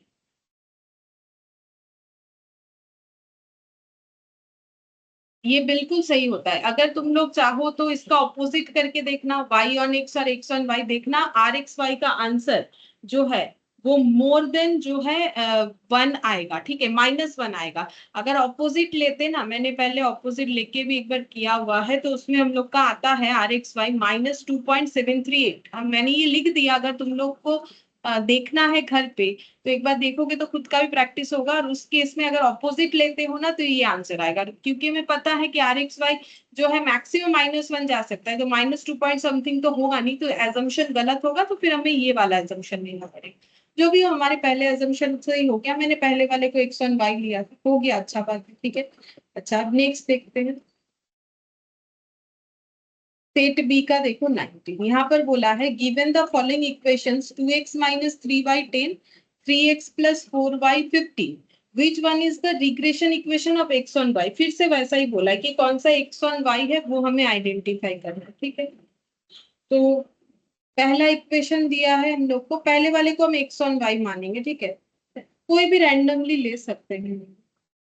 इसको मान लेते हैं एक्स ऑन वाई, और इसके बाद वाला 3x प्लस 4y इक्वल 15। इसको x ऑन y मानेंगे तो इसको y ऑन x मानेंगे। ये क्या है? एजम्पशन है। अगर ये x ऑन y है तो हमें इक्वेशन को ऐसे अरेंज करना पड़ेगा, इधर x रहेगा, बाकी सारे डेटा इधर आ जाएंगे। इससे हमें मिलेगा bxy आ गया प्लस 3/2। ठीक है,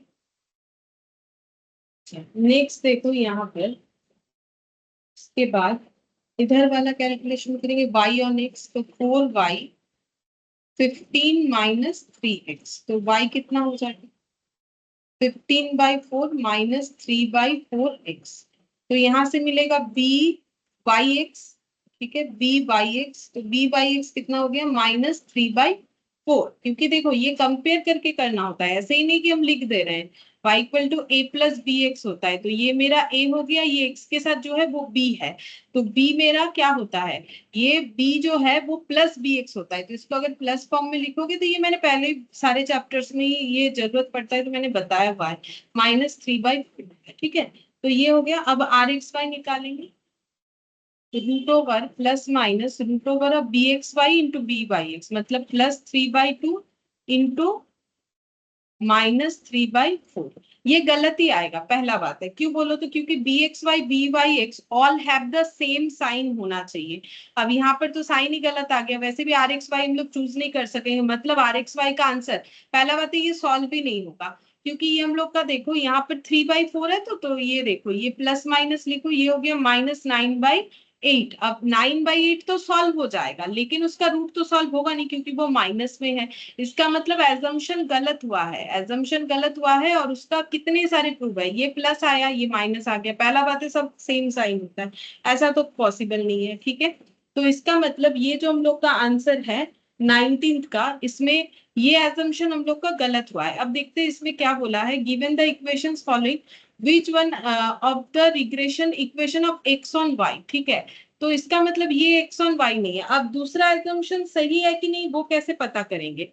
देखो यहाँ पर पता करना जरूरी है। क्यों जरूरी है? क्योंकि यहाँ B X Y B Y X दोनों मेरा अलग अलग आ गया, लेकिन मुझे प्रॉपर्टी हम लोगों ने समझा पढ़ा, वहां पर देखा कि B X Y B Y X always same sign आएगा। लास्ट क्लास में इसके बारे में हम लोगों ने डिस्कशन किया था, तो ये सेम साइन तो नहीं आ रहा है। तो इसका मतलब ये कोई भी X on Y Y on X नहीं होगा, इसका आंसर नन ऑफ दिस होना चाहिए। अब इसका प्रूफ हम तुम लोग को करके जरूर दिखाएंगे यहाँ पर। अब हम ऑपोजिटली एक बार चेक करके देखते हैं। देखो 2x माइनस 3y इक्वल 10, इसको हम y ऑन x मानते हैं, तो इधर मैंने y रखा,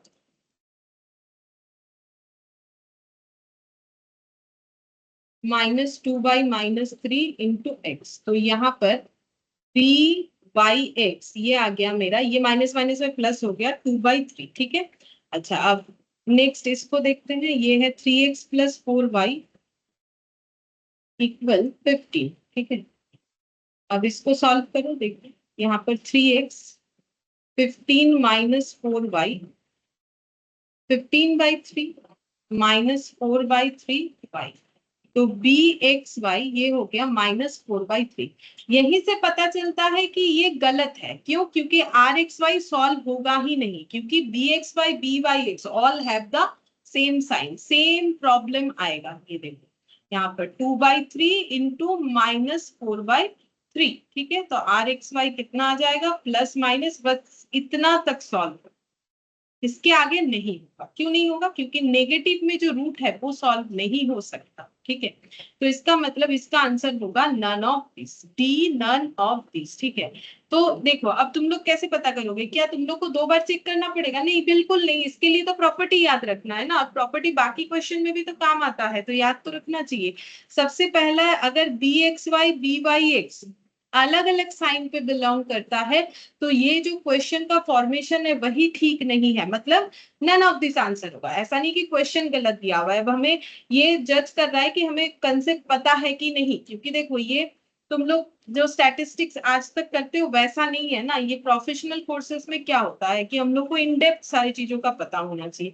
तो B X Y B Y X all have the same sign क्योंकि नहीं हो रहा है, तो फिर ये वाला इक्वेशन में कुछ ना कुछ गड़बड़ है फॉर्मेशन में। तो इसमें से कोई भी इक्वेशन ना तो बी वाई एक्स होगा, ना तो B X Y X on Y होगा, ना तो वाई ऑन एक्स होगा। इसका आंसर हम लोग का डी नन ऑफ दिस हो जाएगा। तो अगर किसी को प्रॉपर्टी अच्छे से समझ में आता है, देखो उसके लिए पढ़ना पड़ता है, तो अब समझोगे पढ़ोगे तो ही कर पाओगे। मैंने तो सारी चीजों को देखो डिटेल्स में एक एक चीज बोल रखा है और जरूरत है इसीलिए बोला है। अब ये सारी चीजों को ध्यान से देखोगे तो खुद ब खुद समझ में आएगा, अदरवाइज मेहनत करके दो दो बार चेक करना।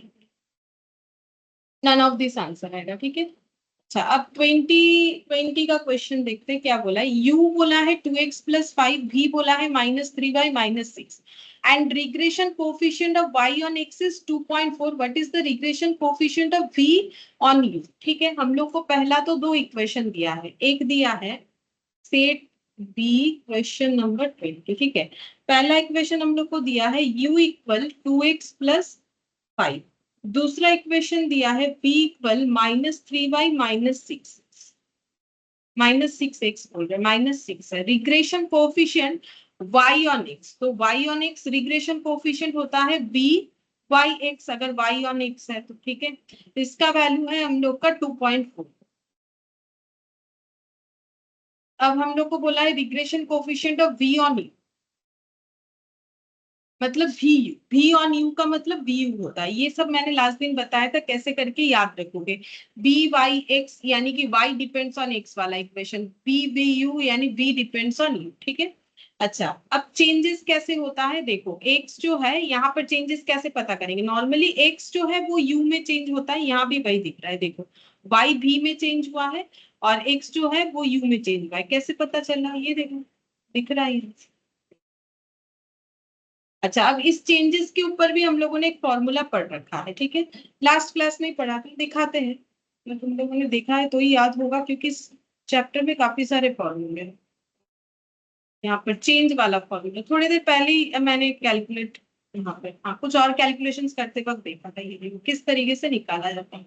Change of scale of x divided by change of scale of, अगर बी एक्स वाई मतलब बी यू वी है, मैंने बोला था कैसे याद रखना है। अगर यू वी है, यू जो है वो एक्स के लिए और वाई जो है वी के लिए, तो हम लोग को बी एक्स वाई लिखना चाहिए। अगर एक्स वाई लिखा है तो ऊपर एक्स नीचे वाई, वाई एक्स लिखा है तो ऊपर वाई नीचे एक्स। मैंने इस तरीके से बोला था कि ऐसे याद कर सकते हो, क्योंकि हम भी ऐसे याद करते हैं, हो जाता है आराम से, ठीक है। कुछ तो ट्रिक्स अपनाना पड़ेगा याद करने के लिए, इतना सारा फॉर्मूला तो ऐसे ही नहीं याद होता है ना। अच्छा अब यहाँ पर हम लोग कैलकुलेट करेंगे बी वी यू। तो बी वी यू कैसे निकलेगा, बी वी यू हो जाएगा क्योंकि वी यू है तो यहाँ पर हो जाएगा वी के लिए कौन होता है, वी के लिए वाई होता है और ये हो गया एक्स। अब वाई एक्स है तो ऊपर वाई आएगा नीचे एक्स आएगा, ऊपर वाई नीचे एक्स। लेकिन यहाँ लिखा क्या होता है, चेंज ऑफ स्केल। यहाँ पर क्या लिखा जाता है, change of scale, change of scale of Y और change of scale of X, ठीक है। ये याद करना पड़ेगा। वी वाई एक्स हम लोग को गिवन है 2.4। अब change of scale, scale change का मतलब होता है कि कुछ मल्टीप्लीकेशन जो हो रखा है नए इक्वेशन में, ठीक है। तो यहाँ पर क्या है, चेंज ऑफ स्केल हम लोग का 2 है और यहाँ पर क्या है -3 है, ठीक है। मतलब वाई में जो चीज मल्टीप्लाई हुआ है और एक्स में जो चीज मल्टीप्लाई हुआ है, तो एक हो गया हम लोग का -3 इधर और ये वाला हो गया 2, ठीक है। तो 2.4 इंटू -3 डिवाइडेड बाई 2, ये माइनस में आंसर आएगा -3.6, -3.6। देखते हैं कोई ऑप्शन है कि नहीं, -3.6 है, हाँ है ऑप्शन बी, ठीक है। तो 20 का आंसर हो गया ऑप्शन बी। तो देखो लास्ट क्लास में ये फॉर्मूला जो सीखा था, ये इससे भी एमसीक्यू आता है, ठीक है। अब नेक्स्ट देखते हैं सेट बी का क्वेश्चन नंबर 20। अब इसमें क्या बोला है, if 4y-5x equal 15 is the regression line of y on x। अच्छा यहाँ कंफर्म कर दिया है कि ये जो लाइन है ये हम लोग का y ऑन x ही है and the coefficient of correlation between x and y मतलब rxy, ठीक है, 0.75। What is the value of regression coefficient of, यहाँ पर यहाँ पर रिग्रेशन कोफिशिएंट पूछा है यानी bxy और byx, x ऑन y बोला है यानी bxy क्या होगा ये पूछा, ठीक है। कैलकुलेट करते हैं, जो भी डेटा दिया हुआ है पहले हम उसको लिख लेते हैं। एक तो इक्वेशन दे रखा है 4y माइनस 5x 15, और ये इक्वेशन कैसा इक्वेशन है वो भी मुझे बता दिया है, y ऑन x वाला इक्वेशन, y ऑन x वाला इक्वेशन ये हम लोग को बता दिया है। अच्छा, और एक इंफॉर्मेशन है, बोला है कोरिलेशन कोफिशिएंट। कोरिलेशन कोफिशिएंट का मतलब ही होता है आर एक्स वाई, और अगर हम लोग का कार्ल पियर्सन हुआ तो ऐसा रैंक स्पेयरमैन रैंक हुआ तो R of capital R, concurrent वाला हुआ तो आर ऑफ सी होता है। जब कुछ नहीं बोलता है तो हमेशा जीरो, ये कोरिलेशन कोफिशिएंट जो है कार्ल पियर्सन वाला ही होता है 0.75, ये गिवन है क्वेश्चन। फिर बोला है कि regression coefficient x on y, तो x ऑन y का मतलब bxy, ये कितना होगा ये हम लोग को पूछा।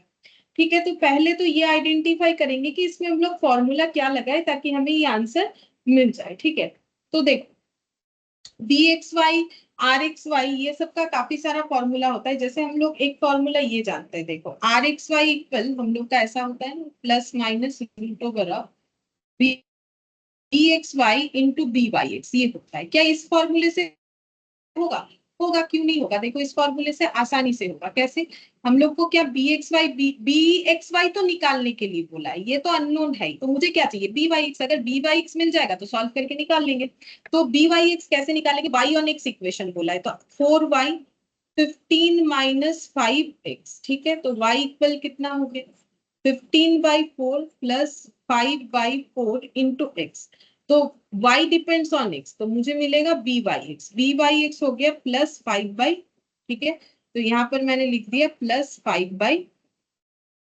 अच्छा, अब मुझे पता है कि bxy byx and rxy all have the same sign होना चाहिए, तो ये भी 0.75 होगा, ये प्लस में आ जाएगा। ठीक है, ये प्लस आ जाएगा, bxy का आंसर भी मेरा प्लस में होगा, और ये 5/4 मेरा जो प्लस है वो प्लस रहेगा। तो मैंने यहाँ पे प्लस लगा दिया क्योंकि सभी का साइन सेम होता है।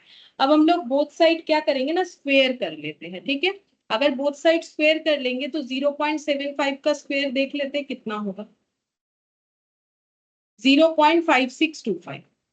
बाकी तुम लोग किसी भी तरीके से सॉल्व कर सकते हो, और इसका भी स्क्वायर करोगे तो ये bxy इंटू 5/। अच्छा, अब ये इधर आ जाएगा 0.5625 इंटू 4/5 इक्वल bxy, तो यहाँ पर कर लेते हैं इंटू 4/5, तो 0.45, 0.45। ठीक है, ये हम लोग का bxy का आंसर आया। अब देखते हैं ऑप्शन के साथ मैच होता है कि नहीं। bxy 0.45, हाँ ये देखो ऑप्शन ए 21 का ऑप्शन है। तो इसके लिए सारे फॉर्मूले दिमाग में रहने चाहिए कि कौन से क्वेश्चन में कौन सा वाला फॉर्मूला फिट होगा। ठीक है, और correlation coefficient between X and Y का मतलब क्या होता है, कोफिशिएंट ऑफ रिग्रेशन इक्वेशन क्या होता है, सारा चीज लिखा हुआ है, गो थ्रू तो करना पड़ेगा तभी कर पाओगे। फिर इसके बाद सेट बी का क्वेश्चन नंबर 22।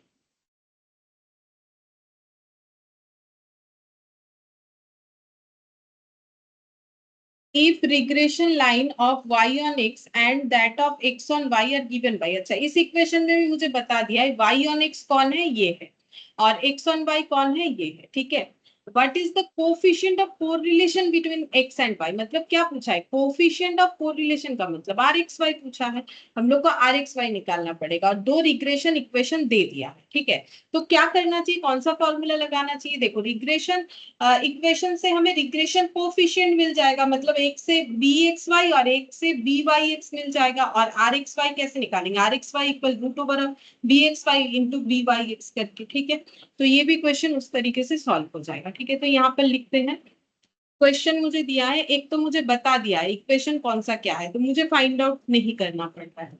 तो एक हो गया y ऑन x वाला इक्वेशन, देखो क्या बोला है, minus y equal to -2x plus. अब इसमें मुझे पूरा अरेंज करके दिया है, अच्छा बात है। तो यहाँ पर b/x निकलता है, b/x -2 है। ठीक है, ये देखो क्योंकि मेरा क्या होता है y equal to a plus bx, तो ये bx और यहाँ पर a लिख दिया, तो ये a है और b मेरा -2 है, कंपेयर करने से ही पता चलता है। अच्छा, अब यहाँ पर दूसरे वाले इक्वेशंस को लिखते हैं, 8x बोला था -y -3 ना +3 बोला। ठीक है, अच्छा अब इसको थोड़ा अरेंज कर लेते हैं क्योंकि इधर 8 है, तो -y/8 प्लस 3/8। तो इस इक्वेशन से हम लोग को कौन सा कोफिशिएंट मिलेगा, bxy। तो bxy कितना हो जाएगा, तो इसमें क्या होता है, x equal to a plus B Y, ठीक है, बी वाई होता है, तो a ये वाला हो गया, ठीक है। अच्छा वाई वाई को अगर हटा देते हो तो b कितना होता है, बी वाई इक्वल टू हो गया -y/8। ये मैंने पहले भी सिखाया कैसे निकालते, दोनों साइड से y हटा दो तो b का मतलब हो गया -1/8। तो ये b एक्स वाई पे b तो हमें ढूंढना होता है, तो ये -1/8। अब देखो ये इक्वेशन सही है, तभी तो दोनों ही माइनस में आया, क्योंकि bxy by all have the same sign. अब rxy भी हम लोग का वही आंसर आएगा, मतलब साइन का बात कर रहे हैं, ठीक है, वैल्यू का बात नहीं कर रहे। तो -2 इंटू -1/8, ठीक है। तो देखो यहाँ पर अगर ये दोनों माइनस है तो ये मेरा हो गया 2/8, 2/8 मतलब 1/4, 1/4 का रूट मतलब 1/2। लेकिन आंसर मुझे क्या लेना है, प्लस में कि minus, all have the same sign. अगर ये दोनों माइनस है तो ये भी मेरा माइनस होगा। तो rxy का आंसर मेरा ये वाला हो जाएगा -12। अब देखते हैं क्या आंसर है। अच्छा यहाँ पर क्योंकि पॉइंट भी दिया है तो ऑप्शन सी होगा, ये देखो ऑप्शन सी हो जाएगा। -12 का मतलब होता है -0.5, ये दिया हुआ है ऑप्शन सी में। और ऑप्शन सी में ना, ऑप्शन ए में +0.5 भी दिया हुआ है। अगर वो लिख देते हो गलती से तो गया, क्योंकि देखो यहाँ पर 0.5 लिखने से नहीं होगा, क्योंकि दोनों का bxy by(x) and rxy all have the same sign, ये दिमाग में रखना है। देखो इतना बार बोल रहे हैं, चले जाना चाहिए। और लास्ट दिन तो समझाया भी था क्यों होता है सारी चीजों को, तो बार बार इसीलिए बोल रहे हैं ताकि तुम लोग को याद रहे ये छोटा छोटा चीज। नहीं तो कैलकुलेट करके 0.5 या हाफ लिख के आ जाओगे, फिर सोचोगे कि मेरा गलत कैसे हो गया, मतलब कम मार्क्स कैसे आ गया। तो ऐसे छोटा छोटा चीज ध्यान रखना। तो ये हम लोग का 22 का हो गया। अच्छा इसके बाद 23 और 24। 23 में बोला है if the regression coefficient of y on x। अब रिग्रेशन कोफिशिएंट का मतलब होता है रिग्रेशन लाइन का जो कोफिशिएंट, y ऑन x का मतलब b by x। The coefficient of correlation between x and y मतलब rxy। And variance of y, variance of y का मतलब हो जाएगा sd ऑफ y का स्क्वायर लिखो या वेरिएंस ऑफ y लिखो। अब ये सबके वैल्यू बता दिए गए, ये वैल्यू इतना है, ये वैल्यू इतना है और ये वैल्यू इतना है। हम लोग को बोला है वेरिएंस ऑफ एक्स क्या होगा, ये कैलकुलेट करके बताना है वेरिएंस ऑफ एक्स क्या होगा, ठीक है। तो कैलकुलेट कर लेंगे वेरिएंस ऑफ एक्स कितना होगा।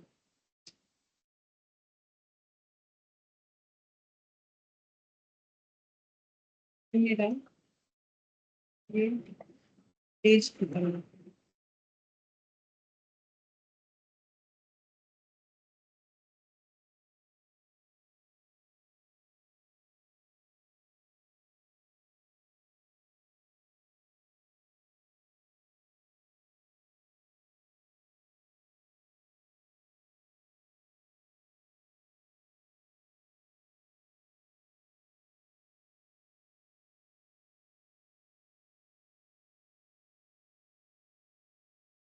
सेट बी का क्वेश्चन नंबर 23।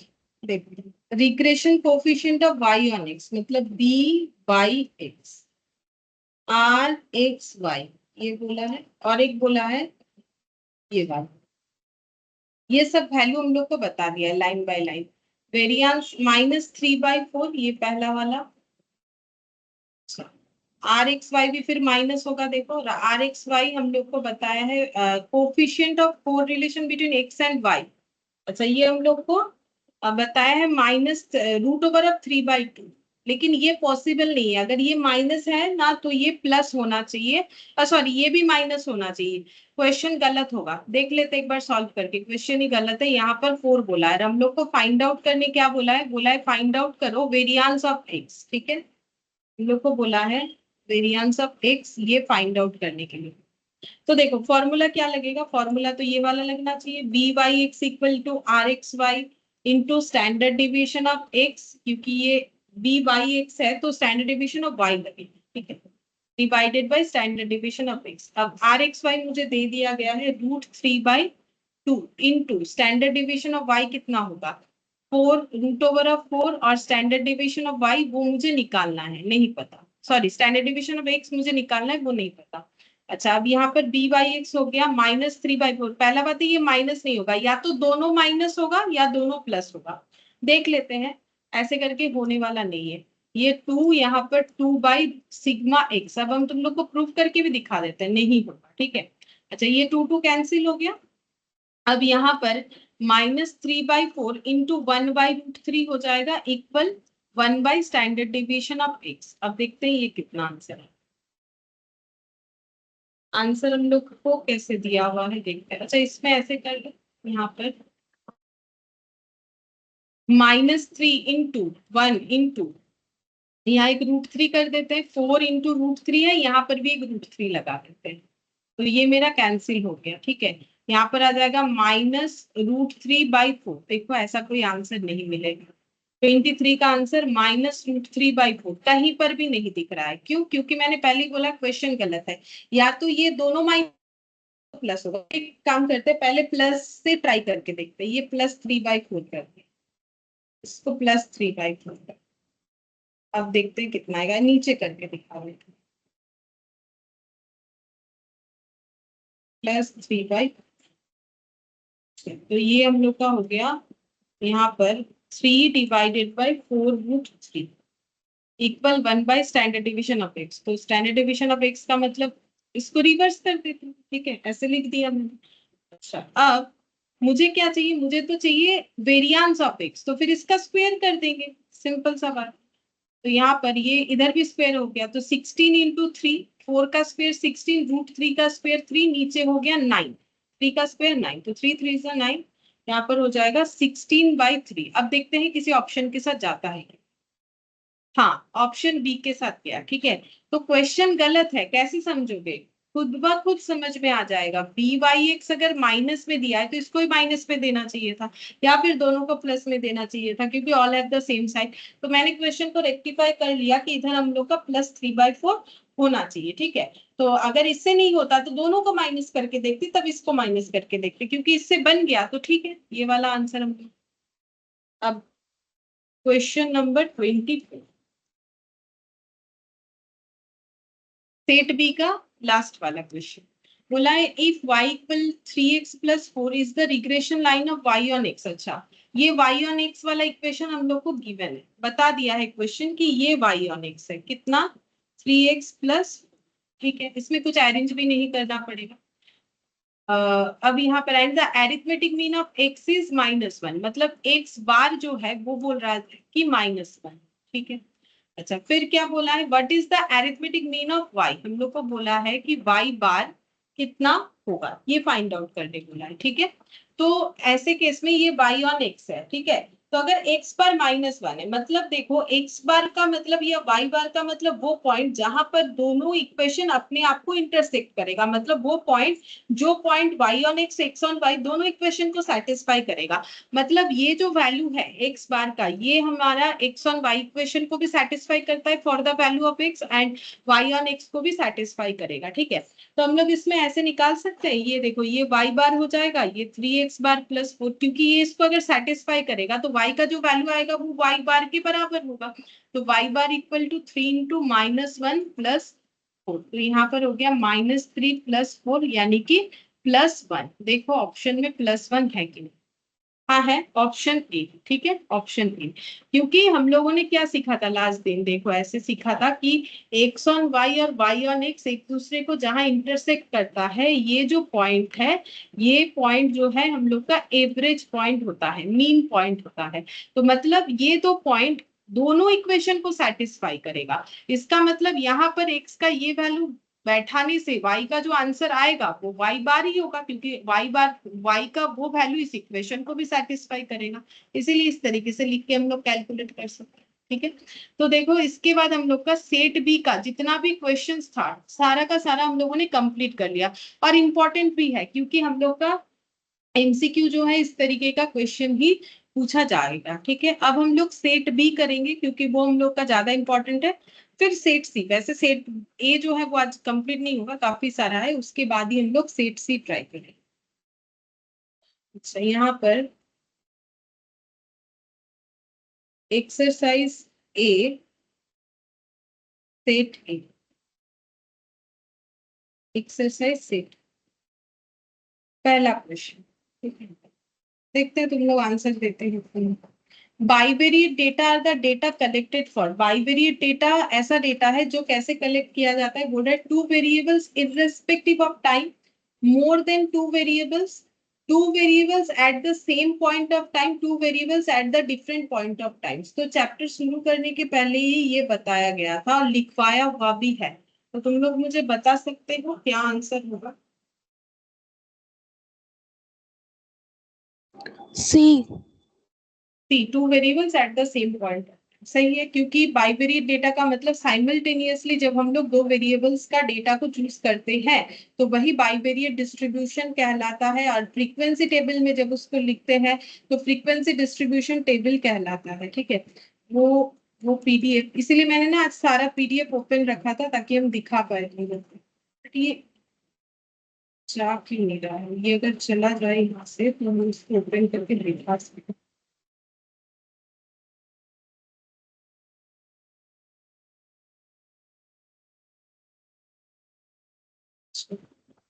लोग खुद देख लो लिखा हुआ। अच्छा, फिर यहाँ पर बोला है for bivariate frequency table having p plus Q classifications the total number of cells, मतलब हम एक बार बता देते हैं अगर तुम लोग को मतलब नहीं समझ में आ रहा है कि क्या दिया हुआ है। तो बोल रहा है कि अगर हम लोग कोई बाइवेरिएट फ्रीक्वेंसी टेबल बना रहे हैं, जैसे तुम लोग को अगर याद है मैंने एक एग्जांपल तुम लोग को यहाँ से करवाया था मैथमेटिक्स स्टैटिस्टिक्स, हम दिखा देंगे एग्जांपल जो था बाइवेरिएट फ्रीक्वेंसी टेबल बना रहे जहां पर दो क्लासिफिकेशन है, मतलब देखो बाइवेरिएट है तो दो क्लासिफिकेशन तो होगा ही, दो बोल रहे sorry p plus Q classification है। अच्छा, क्लासिफिकेशन का मतलब वो नहीं कि बाइवेरिएट, क्लासिफिकेशन का मतलब ये जैसे 0 to 4, 4 to 8 इस तरीके का जो क्लासिफिकेशन होता है ना उसका बात हो रहा है, 4 to 6, 6 to 8 इस तरीके का। तो अगर total p plus Q classification है तो टोटल नंबर ऑफ सेल्स कितने सारे होंगे, ठीक है। अब ये सेल्स का मतलब क्या होता है, जैसे कि देखो हम यहाँ पर तुम लोग को दिखा देते हैं, ये चीज मैंने तुम लोग को दिखाया था कि कैसे करके बाइवेरिएट डिस्ट्रीब्यूशन किया जाता है। देखो एकदम फर्स्ट डे यही वाला हम लोगों ने पढ़ा था। ये देखो बाइवेरिएट डेटा, उसके बाद ये देखो ये बाइवेरिएट फ्रीक्वेंसी टेबल बनाया गया था, यहाँ पर ये जो है ये क्लासिफिकेशन है, ये देखो 1 2 3 4 5, 1 2 3 4 5 मतलब p प्लस क्यू क्लासिफिकेशन यानी 5 प्लस 5 यानी कि 10 क्लासिफिकेशन। लेकिन बताओ कि इसमें कितने सारे सेल हैं। अब सेल का मतलब क्या होता है, सेल का मतलब बेसिक ऑफ स्टैटिस्टिक्स जिन्होंने किया है, ठीक है, जिन्होंने नहीं किया है उनसे हम नहीं बोल रहे कि बोलना चाहिए, लेकिन जिन्होंने किया है ये एक्चुअली टेबल का क्वेश्चन दिया है यहाँ पर। ये देखो ये सेल होता है, इसके अंदर जितने सारे जो छोटे छोटे बने हुए हैं ना जहां पर तुम लोग डेटा लिख रहे हो इसको हम लोग बोलते हैं सेल। ये देखो ये सेल है, टोटल कॉलम नहीं लेना है, वो तो हम लोग टोटल करते हैं, लेकिन जो डेटा पुट हुआ है उसको हम लोग बोलते हैं सेल। तो कितने सारे सेल है, 1 2 3 4 5, 1 2 3 4 5 मतलब टोटल 25 सेल्स है, ठीक है। अगर मेरा p प्लस क्यू क्लासिफिकेशन हुआ मतलब 5 प्लस 5 क्लासिफिकेशन हुआ तो मेरा 25 सेल्स होगा। ये मुझे कैसे पता चला, 5 into 5, क्योंकि अगर 5 क्लासिफिकेशन है तो रो वाइज भी 5 कॉलम और जो हम लोग का column wise 5 column, row wise भी 5 कॉलम, ठीक है। तो जब भी रो और कॉलम अपने आप को इंटरसेक्ट करता है तो ये एक एक छोटे छोटे स्क्वायर को हम लोग सेल बोलते हैं, ठीक है। तो ये जो सेल है ये कितना सारा बनेगा, तो अगर 5 है तो 25 बनेगा। अगर ये चीज समझ में आ गया है, देखो ये नॉर्मल सा बात है, अगर ये समझ में आ गया है अब तुम लोग इस क्वेश्चन का आंसर मुझे बताओ क्या हो, ये वाला, ठीक है। ये दिखा दे bivariate frequency table p plus Q classification, तो टोटल नंबर ऑफ सेल कितना हो, बोलो। P Q. PQ, सही है, डी, ऑप्शन डी।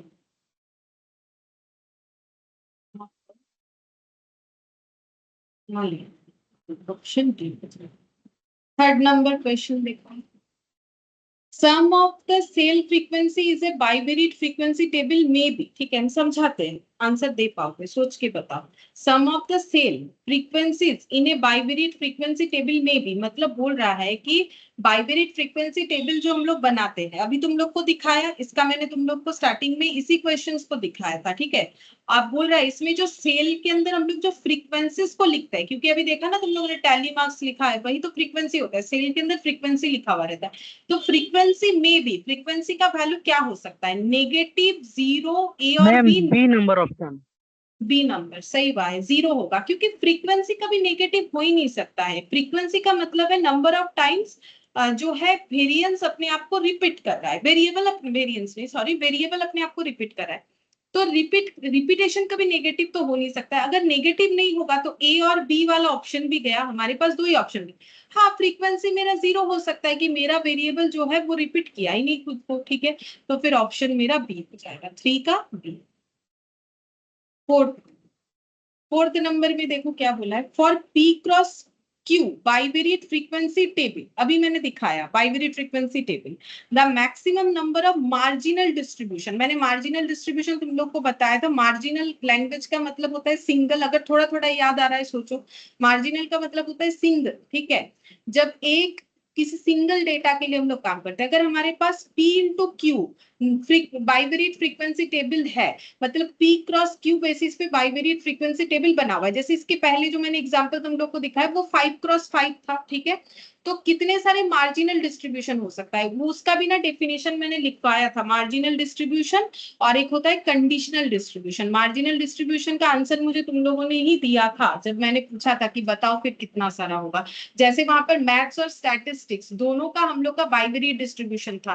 तो अगर हमारे पास दो वेरिएबल्स है, एक मैथ और एक स्टैटिस्टिक्स, तो उससे कितने सारे मार्जिनल डिस्ट्रीब्यूशन हो सकते हैं, मतलब सिंगल सिंगल कितने डिस्ट्रीब्यूशन हो सकते हैं, ये मैंने पूछा था। और तुम लोग अगर अपनी कॉपी में चेक करोगे तो रिग्रेशन कोरिलेशन के स्टार्टिंग में ही तुम लोग को ये वाला जो है डेफिनेशन मिल जाएगा, शायद फर्स्ट पेज में ही मिल जाए, देख के बता सकते हैं। और मैं ma'am P plus two Q.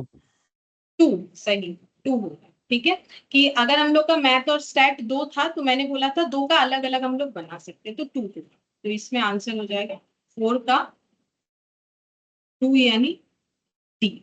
ये मैंने ये डेफिनेशन में ही आता है, ये सब गलत नहीं है, मतलब नहीं पढ़ने से गलत होगा, ऐसे करते करते जम जाए। हम बताते हैं तो आसान लगता है, बट नहीं करोगे तो बहुत मुश्किल। P cross Q classification of bivariate data, the maximum number of conditional distribution। conditional distribution मैंने ऐसे बोला था, जैसे कि अगर वही वाला एग्जांपल याद आ रहा है कि जिनको मैथ्स में 0 से 4 मिला है उनको स्टैटिस्टिक्स में कितना मिला है, ऐसे करके हम लोगों ने कंडीशन निकाला था। तो इधर अगर 5 क्लासिफिकेशन है, इधर 5 क्लासिफिकेशन था, वही वाला एग्जांपल हम तुम लोग के दिमाग में दे रहे हैं जो मैंने बताया भी था अभी भी दिखाया। तो इधर 5 है इधर 5 है, तो कितने सारे कंडीशन बन सकते हैं, इसके रेस्पेक्ट में ये कंडीशन, इसके रेस्पेक्ट में ये, इसके रेस्पेक्ट में ये, इसके रेस्पेक्ट में ये, फिर इसके रेस्पेक्ट में ये, इस तरीके से मैंने बताया था। और वैसे भी तुम लोग अपना कॉपी देखोगे तो दिख जाएगा कि कंडीशनल क्लासिफिकेशन कैसे होता है, फॉर्मूला तो लिखा हुआ है, मैंने समझाया बेटा कितने सारे कंडीशंस बन सकते P plus Q. P plus Q, P plus Q conditions बन सकते हैं। सही बात, ठीक है। हम लोग का पी प्लस क्यू कंडीशंस जो है वो बन सकता है, मतलब आंसर हो जाएगा हम लोग का बी, 5 का। टोटल 10 कंडीशंस हम लोग का बन सकता है।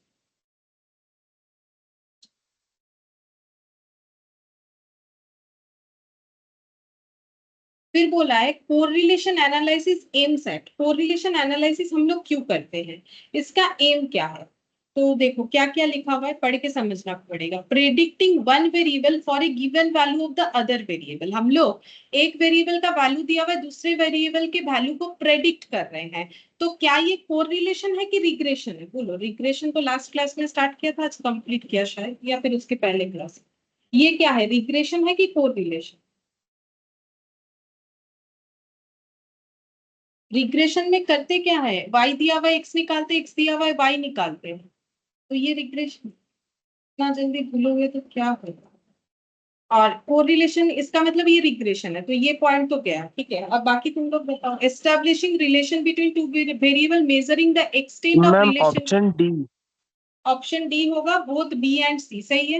क्योंकि कोरिलेशन जो है वो दो वेरिएबल्स के बीच में रिलेशन एस्टैब्लिश करने के लिए यूज होता है, और उसको हम लोग मेजर भी करते हैं। मेजर कैसे करते हैं, कार्ल पियर्सन से करते हैं, rank Spearman rank correlation coefficient से करते हैं, कॉन्करेंट डेविएशन से करते हैं। सिर्फ जो स्कैटर डायग्राम है वो हमें जो है ये नहीं बता सकता है, क्या बोलते हैं उसे, वैल्यू नहीं बता सकता है। जब मैंने लिखवाया था चार अलग अलग जो मेथड्स लिखवाए थे, वो चारों मेथड्स के नीचे मैंने सबका फीचर्स बताया था। ठीक है, तो हम लोग का आंसर 6 नंबर का डी, 6 नंबर का डी। फिर सेवेंथ नंबर में देखते हैं क्या बोला है। Regression analysis is concern with, regression analysis जो है वो किस चीज को लेके कंसर्न है, मतलब क्यों किया जाता है, बेसिकली क्यों किया जाता है रिग्रेशन एनालिसिस। बोला है establishing A mathematical relation between two variables, measuring the extent of associations between two variables, predicting the value of dependent variable for a given value of the independent variable both a and c। तो थोड़ी देर पहले शायद एक तो इसमें से तुम लोग को पता होना चाहिए कि वो तो होगा ही होगा। अभी थोड़ी देर पहले ही मैंने एक लिख के बताया कि ये तो रिग्रेशन वाला है, फिर ये तो नहीं होगा। 6 number question, C। Answer C. अच्छा, लेकिन सी सही है, लेकिन ऑप्शन मेरा डी होने वाला है क्योंकि ए भी सही है। क्यों, देखो यहाँ पर दिया है कि measuring the extent of association between two variables का मतलब है measuring core relation, association between two variable का मतलब कोर रिलेशन होता है। ठीक है, और अभी मैंने बताया रिग्रेशन लाइन में हम लोग एक वैल्यू दिया हुआ रहता है, दूसरे वैल्यू को एस्टिमेट या प्रेडिक्ट, जो भी बोलो सेम लैंग्वेज है, ये रिग्रेशन होता है।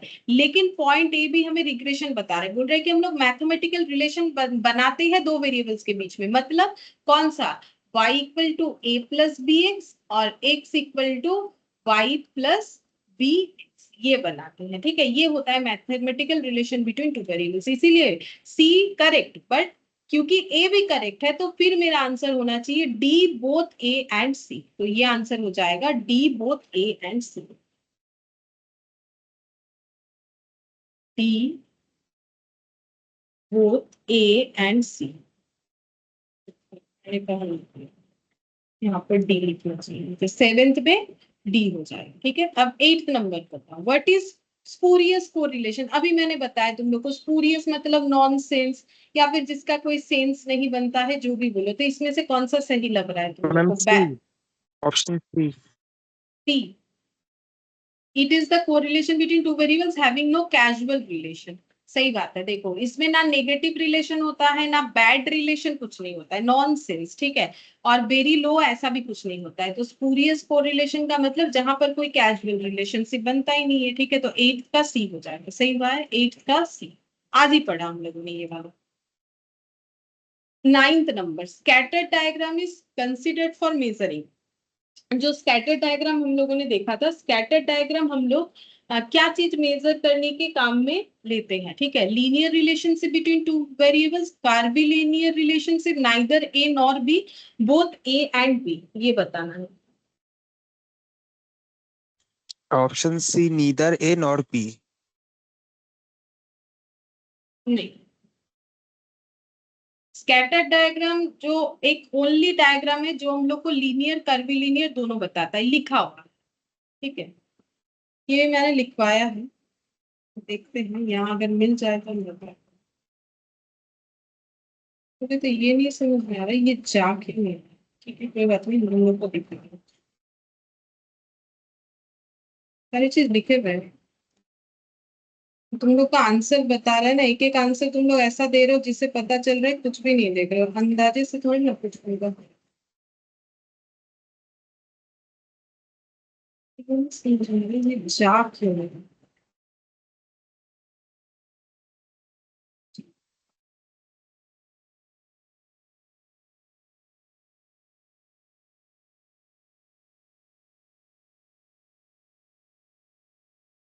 ज्यादा से ज्यादा हम दिखा सकते हैं, बट पढ़ना तुम लोग का काम है। यहाँ पर हम स्टार्टिंग वाला जो डिस्पर्सन और रिग्रेशन लिखा हुआ होगा जिस PDF,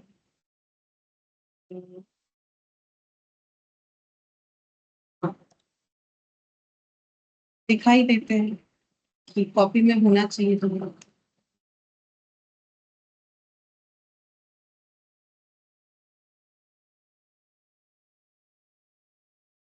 It helps us to find nature and relative strength of correlation. It is useful for non-linear correlation also.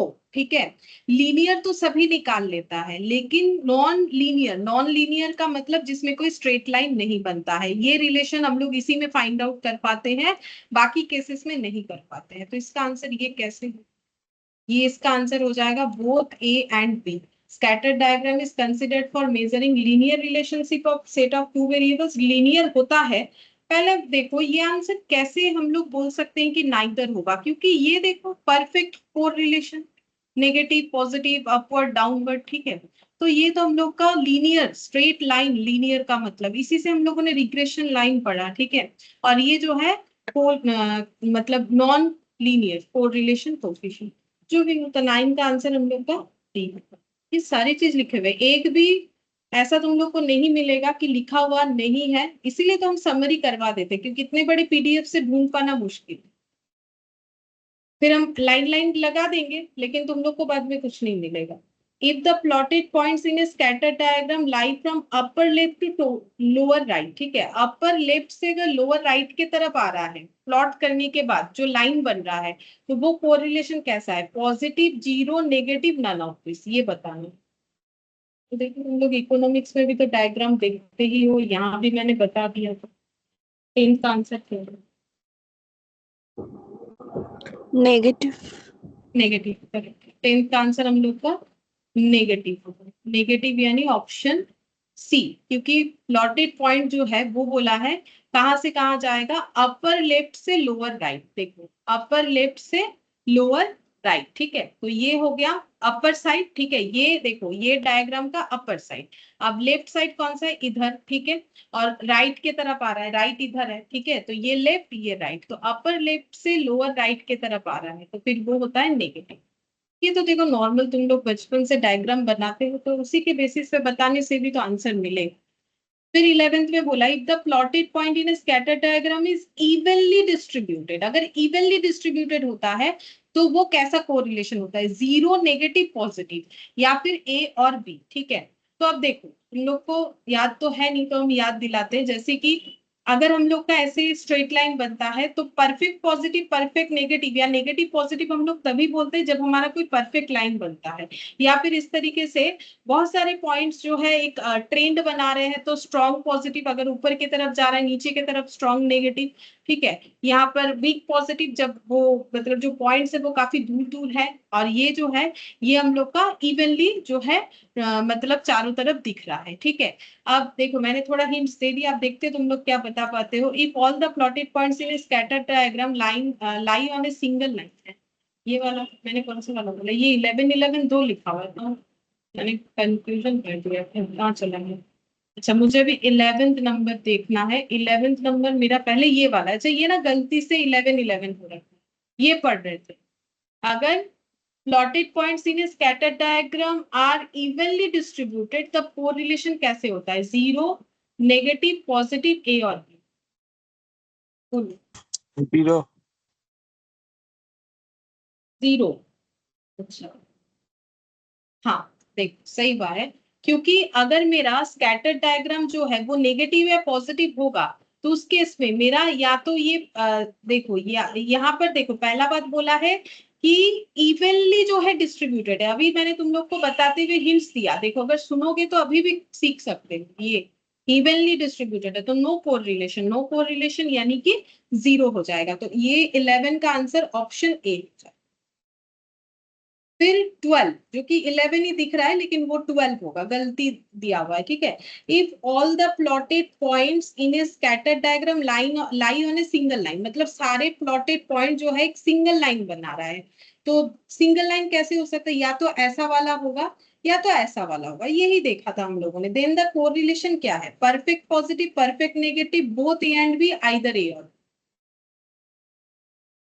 Either A और बी। हाँ देखो हम लोग का यहाँ पर 11th नंबर में अगर मेरा ऐसा हो रहा है तो ये जो अब ये ऊपर से जो नीचे की तरफ आ रहा है ये इधर वाला, तो एक मेरा पॉजिटिव होता है एक मेरा नेगेटिव होता है, ठीक है। ये देखो यहाँ पर दिया हुआ है, हाँ ये देखो ये ऊपर की तरफ जो गया ये पॉजिटिव वाला, नीचे की तरफ जो आया वो नेगेटिव वाला। अब हमें क्वेश्चन में क्या बोला है, if the plotted points in a scattered diagram in in lie on a single line. तो सिंगल लाइन का मतलब या तो मेरा ऐसा वाला बनेगा या तो मेरा ऐसा वाला, मतलब परफेक्ट पॉजिटिव या परफेक्ट नेगेटिव। तो हम लोग को आंसर देना पड़ेगा आइदर ए और बी, या तो वो परफेक्ट पॉजिटिव हो सकता है या तो परफेक्ट नेगेटिव हो सकता है। तो देखो ये सब आंसर तो देना ही चाहिए, ये आसान आसान है, ठीक है, इसी पे पूरा चैप्टर बेस्ड है। 13 number, the correlation between shoe size and intelligence. बोल रहा है कि शू साइज और इंटेलिजेंस के बीच का जो रिलेशन है वो क्या होगा, कोरिलेशन जो है वो क्या होगा। एक मिनट, क्वेश्चन चला गया आगे। Zero, positive, negative, none of this.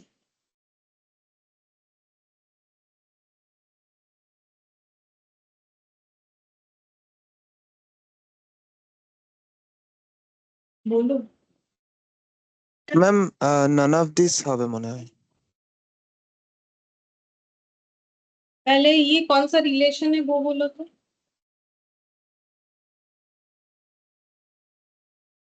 ये कैसा रिलेशन है, स्पूरियस जो आज सीखा था।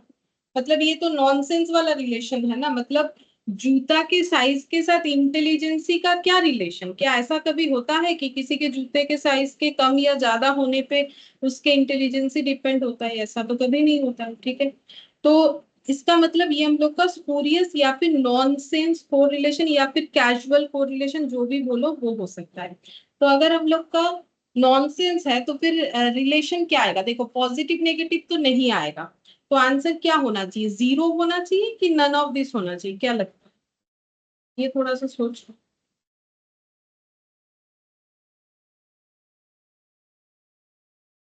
ম্যাম অ্যাকচুয়ালি আমি নান অফ দিস বললাম কারণ কারণ দুটো এলিমেন্টই তো আলাদা, মানে শু সাইজ একটা আলাদা ইয়ে আর ইন্টেলিজেন্স দুটোর মধ্যে কোনো কানেকশন নেই। সো জিরো হলেও তো একটা রিলেশন থাকা দরকার না দুটোর জিরো মধ্যে, সো হলে তাই কোনোদিন জন্য। রিলেশন হয় না, জিরো হলে মানে রিলেশন নেই, তবেই জিরো।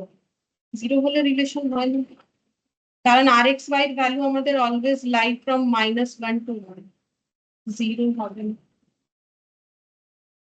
तो जीरो का मतलब कोई रिलेशन नहीं है। आज ही हम लोगों ने स्पूरियस कोरिलेशन लिखा है, जहां पर देखो जीरो का मतलब कोई रिलेशन नहीं होता है। तो 13 का आंसर है zero is not a value for relation. Zero जो है वो रिलेशन का कोई वैल्यू नहीं होता है, रिलेशन का वैल्यू +1 से -1 के अंदर लाई होते हैं। और इसमें हम लोग का जीरो जो है वो कंसिडर नहीं होता है। तो यहाँ पर सुसाइज और इंटेलिजेंस के बीच का जो रिलेशन है वो जीरो है, ठीक है। फिर बोला है the correlation between the speed of an automobile and distance travelled by it after applying the brake.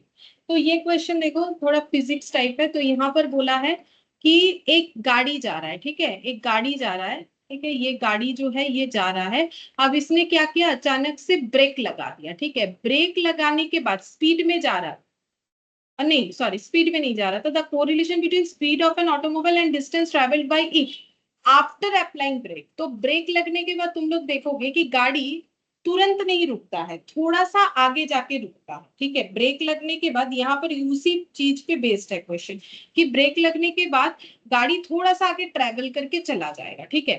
तो ब्रेक लगा दिए, अब गाड़ी जो है ब्रेक लगाया यहाँ पर, तो ऐसा नहीं कि इधर ही रुका, मान लो थोड़ा सा यहाँ आगे जाके रुका ब्रेक लगाने के बाद। तो यहाँ से यहाँ तक क्या हो गया, ट्रेवल करके चला, ठीक है, ट्रेवल करके चला गया। तो यहाँ पर पूछा है कि ये जो गाड़ी का जो स्पीड है और ब्रेक लगाने के बाद वो जितना डिस्टेंस ट्रेवल किया, इन दोनों में रिलेशन कैसा है, नेगेटिव, जीरो, पॉजिटिव या नन ऑफ दिस। अब नेगेटिव पॉजिटिव का मतलब तुम लोग को ম্যাম अगर याद, নেগেটিভ। हाँ नेगेटिव, सही बात। नेगेटिव का मतलब होता है कि जब दोनों चीज दो अलग तरीके से काम करते हैं। जैसे देखो मैंने स्टार्टिंग में ही बताया था कि डिमांड और प्राइस में क्या होता है, नेगेटिव रिलेशन है, क्योंकि एक बढ़ता है तो दूसरा कम होता है, ठीक है। तो अगर मेरा दोनों का मूवमेंट एक ही तरफ होगा तो फिर वो पॉजिटिव होता है, दोनों अगर उल्टे तरफ होगा तो नेगेटिव। जैसे कि स्पीड में जा रहा था, ठीक है, अब थोड़ा सा ब्रेक लगाया फिर भी वो आगे चला गया, तो रिलेशन हम लोग का क्या हो गया, नेगेटिव। मतलब एक कम हो रहा है तो एक बढ़ रहा है, ठीक है। तो वो हो गया हम लोग का ऑप्शन ए, सही बात। अच्छा था आंसर, ठीक है। 14 का हम लोग का ए हो जाए। तो अब 15 नंबर में देखते हैं क्या बोला है। Scatter diagram helps us to, scatter diagram हमें क्या क्या चीज फाइंड आउट करने में हेल्प करता है, लिखा हुआ है, पढ़ के देखते हैं। Find the nature correlation between two variables, compute the extent of correlation between two variables, obtain the mathematical relation between two variables, both A and C। ये हम लोग को ऑप्शंस दिए हुए, तो हम लोग को समझना पड़ेगा कौन सा होगा। तो इसके लिए एक ही जगह पे देखोगे तो तुम लोग को कंफर्म हो जाएगा कि कौन सा आंसर होना चाहिए। यहाँ पर मैंने तुम लोग को जो लिखवाया ना स्कैटर डायग्राम का फीचर्स, तो देखो यहाँ पर लिखवा दिया है कि इससे हमें क्या मैम क्या पता। ऑप्शन ए होगा। हाँ सही हुआ है, ऑप्शन ए होगा, ठीक है। Find the nature correlation between two variables, हम लोग क्या पता कर सकते हैं, ये देखो नेचर, नेचर का मतलब पॉजिटिव है नेगेटिव है, और वो कितना पॉजिटिव नेगेटिव है, इसीलिए स्ट्रेंथ, ठीक है, नेचर स्ट्रेंथ, ये हम लोग फाइंड आउट कर सकते हैं। और ये नॉन लीनियर को भी बता सकता है, ये कभी वैल्यू वैल्यू नहीं बताता, इससे थोड़ी ना वैल्यू निकलता है। वैल्यू के लिए तो ये जगह पे फॉर्मूला हम लोगों ने पढ़ा था, कोफिशिएंट ऑफ कॉन्करेंट में, स्पेयरमैन में, और इसमें इसका कोई फॉर्मूला वैल्यू कुछ भी नहीं फाइंड आउट हुआ। तो इसका मतलब ये जो बोला है कि compute the extent of correlation, compute तो कर नहीं सकते, मतलब कैलकुलेशन होता नहीं, मैथमेटिकल रिलेशनशिप भी कुछ नहीं बनता है, सिर्फ और सिर्फ हम लोग क्या कर सकते हैं, कोरिलेशन फाइंड आउट कर सकते हैं। तो 15 का हम लोग का ऑप्शन ए हो। इसके बाद देखते हैं 16th नंबर। 16th में क्या दिया है, Pearson coefficient correlation is used for finding out, Pearson मतलब वही Karl Pearson, Karl Pearson correlation coefficient use करते हैं क्या फाइंड आउट करने के लिए, correlation for any type of relation, correlation for linear relation, correlation for curvilinear, both B and C, कौन सा होगा। तो उसके लिए भी जहां जो थ्योरी का पेज हम दिखा रहे हैं, तुम लोगों ने अगर लिखा है, क्योंकि हम तो बार बार बोलते लिखना चाहिए, अगर लिखा है तो वहां पर दिख जाएगा कि कौन सा आंसर होगा। देख के ही बताओ, एटलीस्ट देख के ही बता दो, देखो कोशिश करो।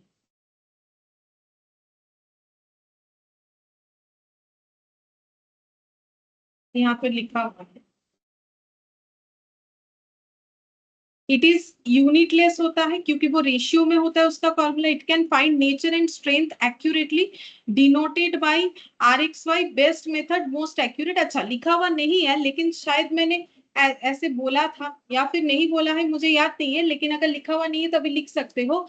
ये हम लोग को जो है देखो, क्योंकि नॉर्मल सा बात है, जो कर्वीलिनियर है ना वो सिर्फ स्कैटर डायग्राम बता सकता है, अगर कोई लाइन नहीं बनेगा, कोई लाइन नहीं बनेगा तो उस पर कोई मैथमेटिकल इक्वेशन अप्लाई नहीं होता है नॉर्मली, और ये तो एट्रीब्यूट्स के लिए है, और इसीलिए यहाँ पर लिखा हुआ है स्पेसिफिकली ये नॉन लीनियर के लिए होता है। बाकी कोई भी नॉन लीनियर का मतलब इस तरीके का कोई डायग्राम बन गया तो वो डायग्राम बन के ही रहेगा, उसका कोई वैल्यू नहीं निकलता है। पहले वजह स्कैटर डायग्राम कोई वैल्यू नहीं बता पाता है, और जो हम लोग का बाकी वैल्यू जो बताया जाता है तो वो कभी भी कर्वी लीनियर का नहीं बता सकते हैं, ठीक है, हमेशा लीनियर का ही निकल सकता है। तो Pearson correlation coefficient is used to find out correlation, correlation तो निकालते हैं, एनी टाइप ऑफ रिलेशन के लिए होगा लीनियर या कर्वी लीनियर। तो अभी मैंने तुम लोग को बताया कि लीनियर के लिए होगा, क्योंकि लीनियर लाइन होता है या एस्टिमेटेड हो जैसा भी हो, तभी जाके हम लोग उसका कोई भी वैल्यू फाइंड आउट कर सकते हैं। कर्वी लीनियर होगा तो वैल्यू फाइंड आउट नहीं किया जा सकता है, ड्रॉ किया जा सकता है, वैल्यू फाइंड आउट नहीं किया जा सकता।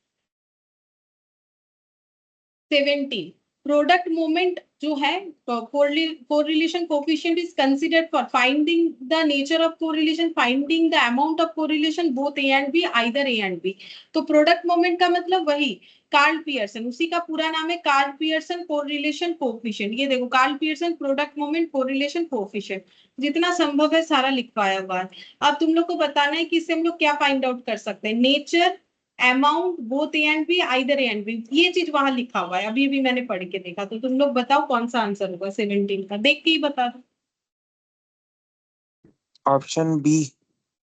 ऑप्शन सी होगा, both A and B, nature भी निकाल सकते हैं, अमाउंट भी निकाल सकते हैं, अमाउंट तो कंफर्म है निकलेगा ही निकलेगा, और नेचर भी, नेचर यानी स्ट्रेंथ, ठीक है। कैसे बताते हैं, जैसे कि आर का आंसर मेरा पॉजिटिव आया, आर का आंसर मेरा नेगेटिव आया, तो पॉजिटिव आने से ही ये देखो पॉजिटिव नेगेटिविटी हमें नेचर बताता है, ठीक है। तो पॉजिटिव अगर आया, जैसे कि आर का वैल्यू आया +0.80, तो फिर उसका मतलब वो हो गया हम लोग का पॉजिटिव कोरिलेशन। तो दोनों चीज बताता है, सिर्फ एक नहीं है, अमाउंट भी नेचर भी, यानी 17 का सी होगा, ठीक है, 17 का हम लोग का सी। 18 बस 20 तक ही करेंगे। If the value of correlation coefficient is positive, मतलब आर एक्स वाई अगर मेरा पॉजिटिव आया, देन द पॉइंट इन, अच्छा ये स्कैटर्ड डायग्राम बोल रहा है, मतलब ड्रॉ अगर मेरा कुछ इस तरीके से आ रहा है, ये वाला, ठीक है। Then the points in scattered diagram tend to cluster, अच्छा मैंने बता ही दिया। बोल रहा है कि अगर पॉजिटिव रिलेशन आ रहा है तो स्कैटर्ड डायग्राम में अगर उसे दिखाए तो पॉइंट्स मेरा कैसे क्लस्टर होगा। लेफ्ट साइड से बोला है, from lower left corner to upper right, from lower left to lower right, from lower right to upper left, from lower right corner to upper right. तो पॉजिटिव का तो ऐसा बनता है, नेगेटिव जब होता है वो ऐसा बनता है, तो पॉजिटिव ऐसा है, तो ये कहां से कहां जा रहा है वही तुम लोग को बताना है।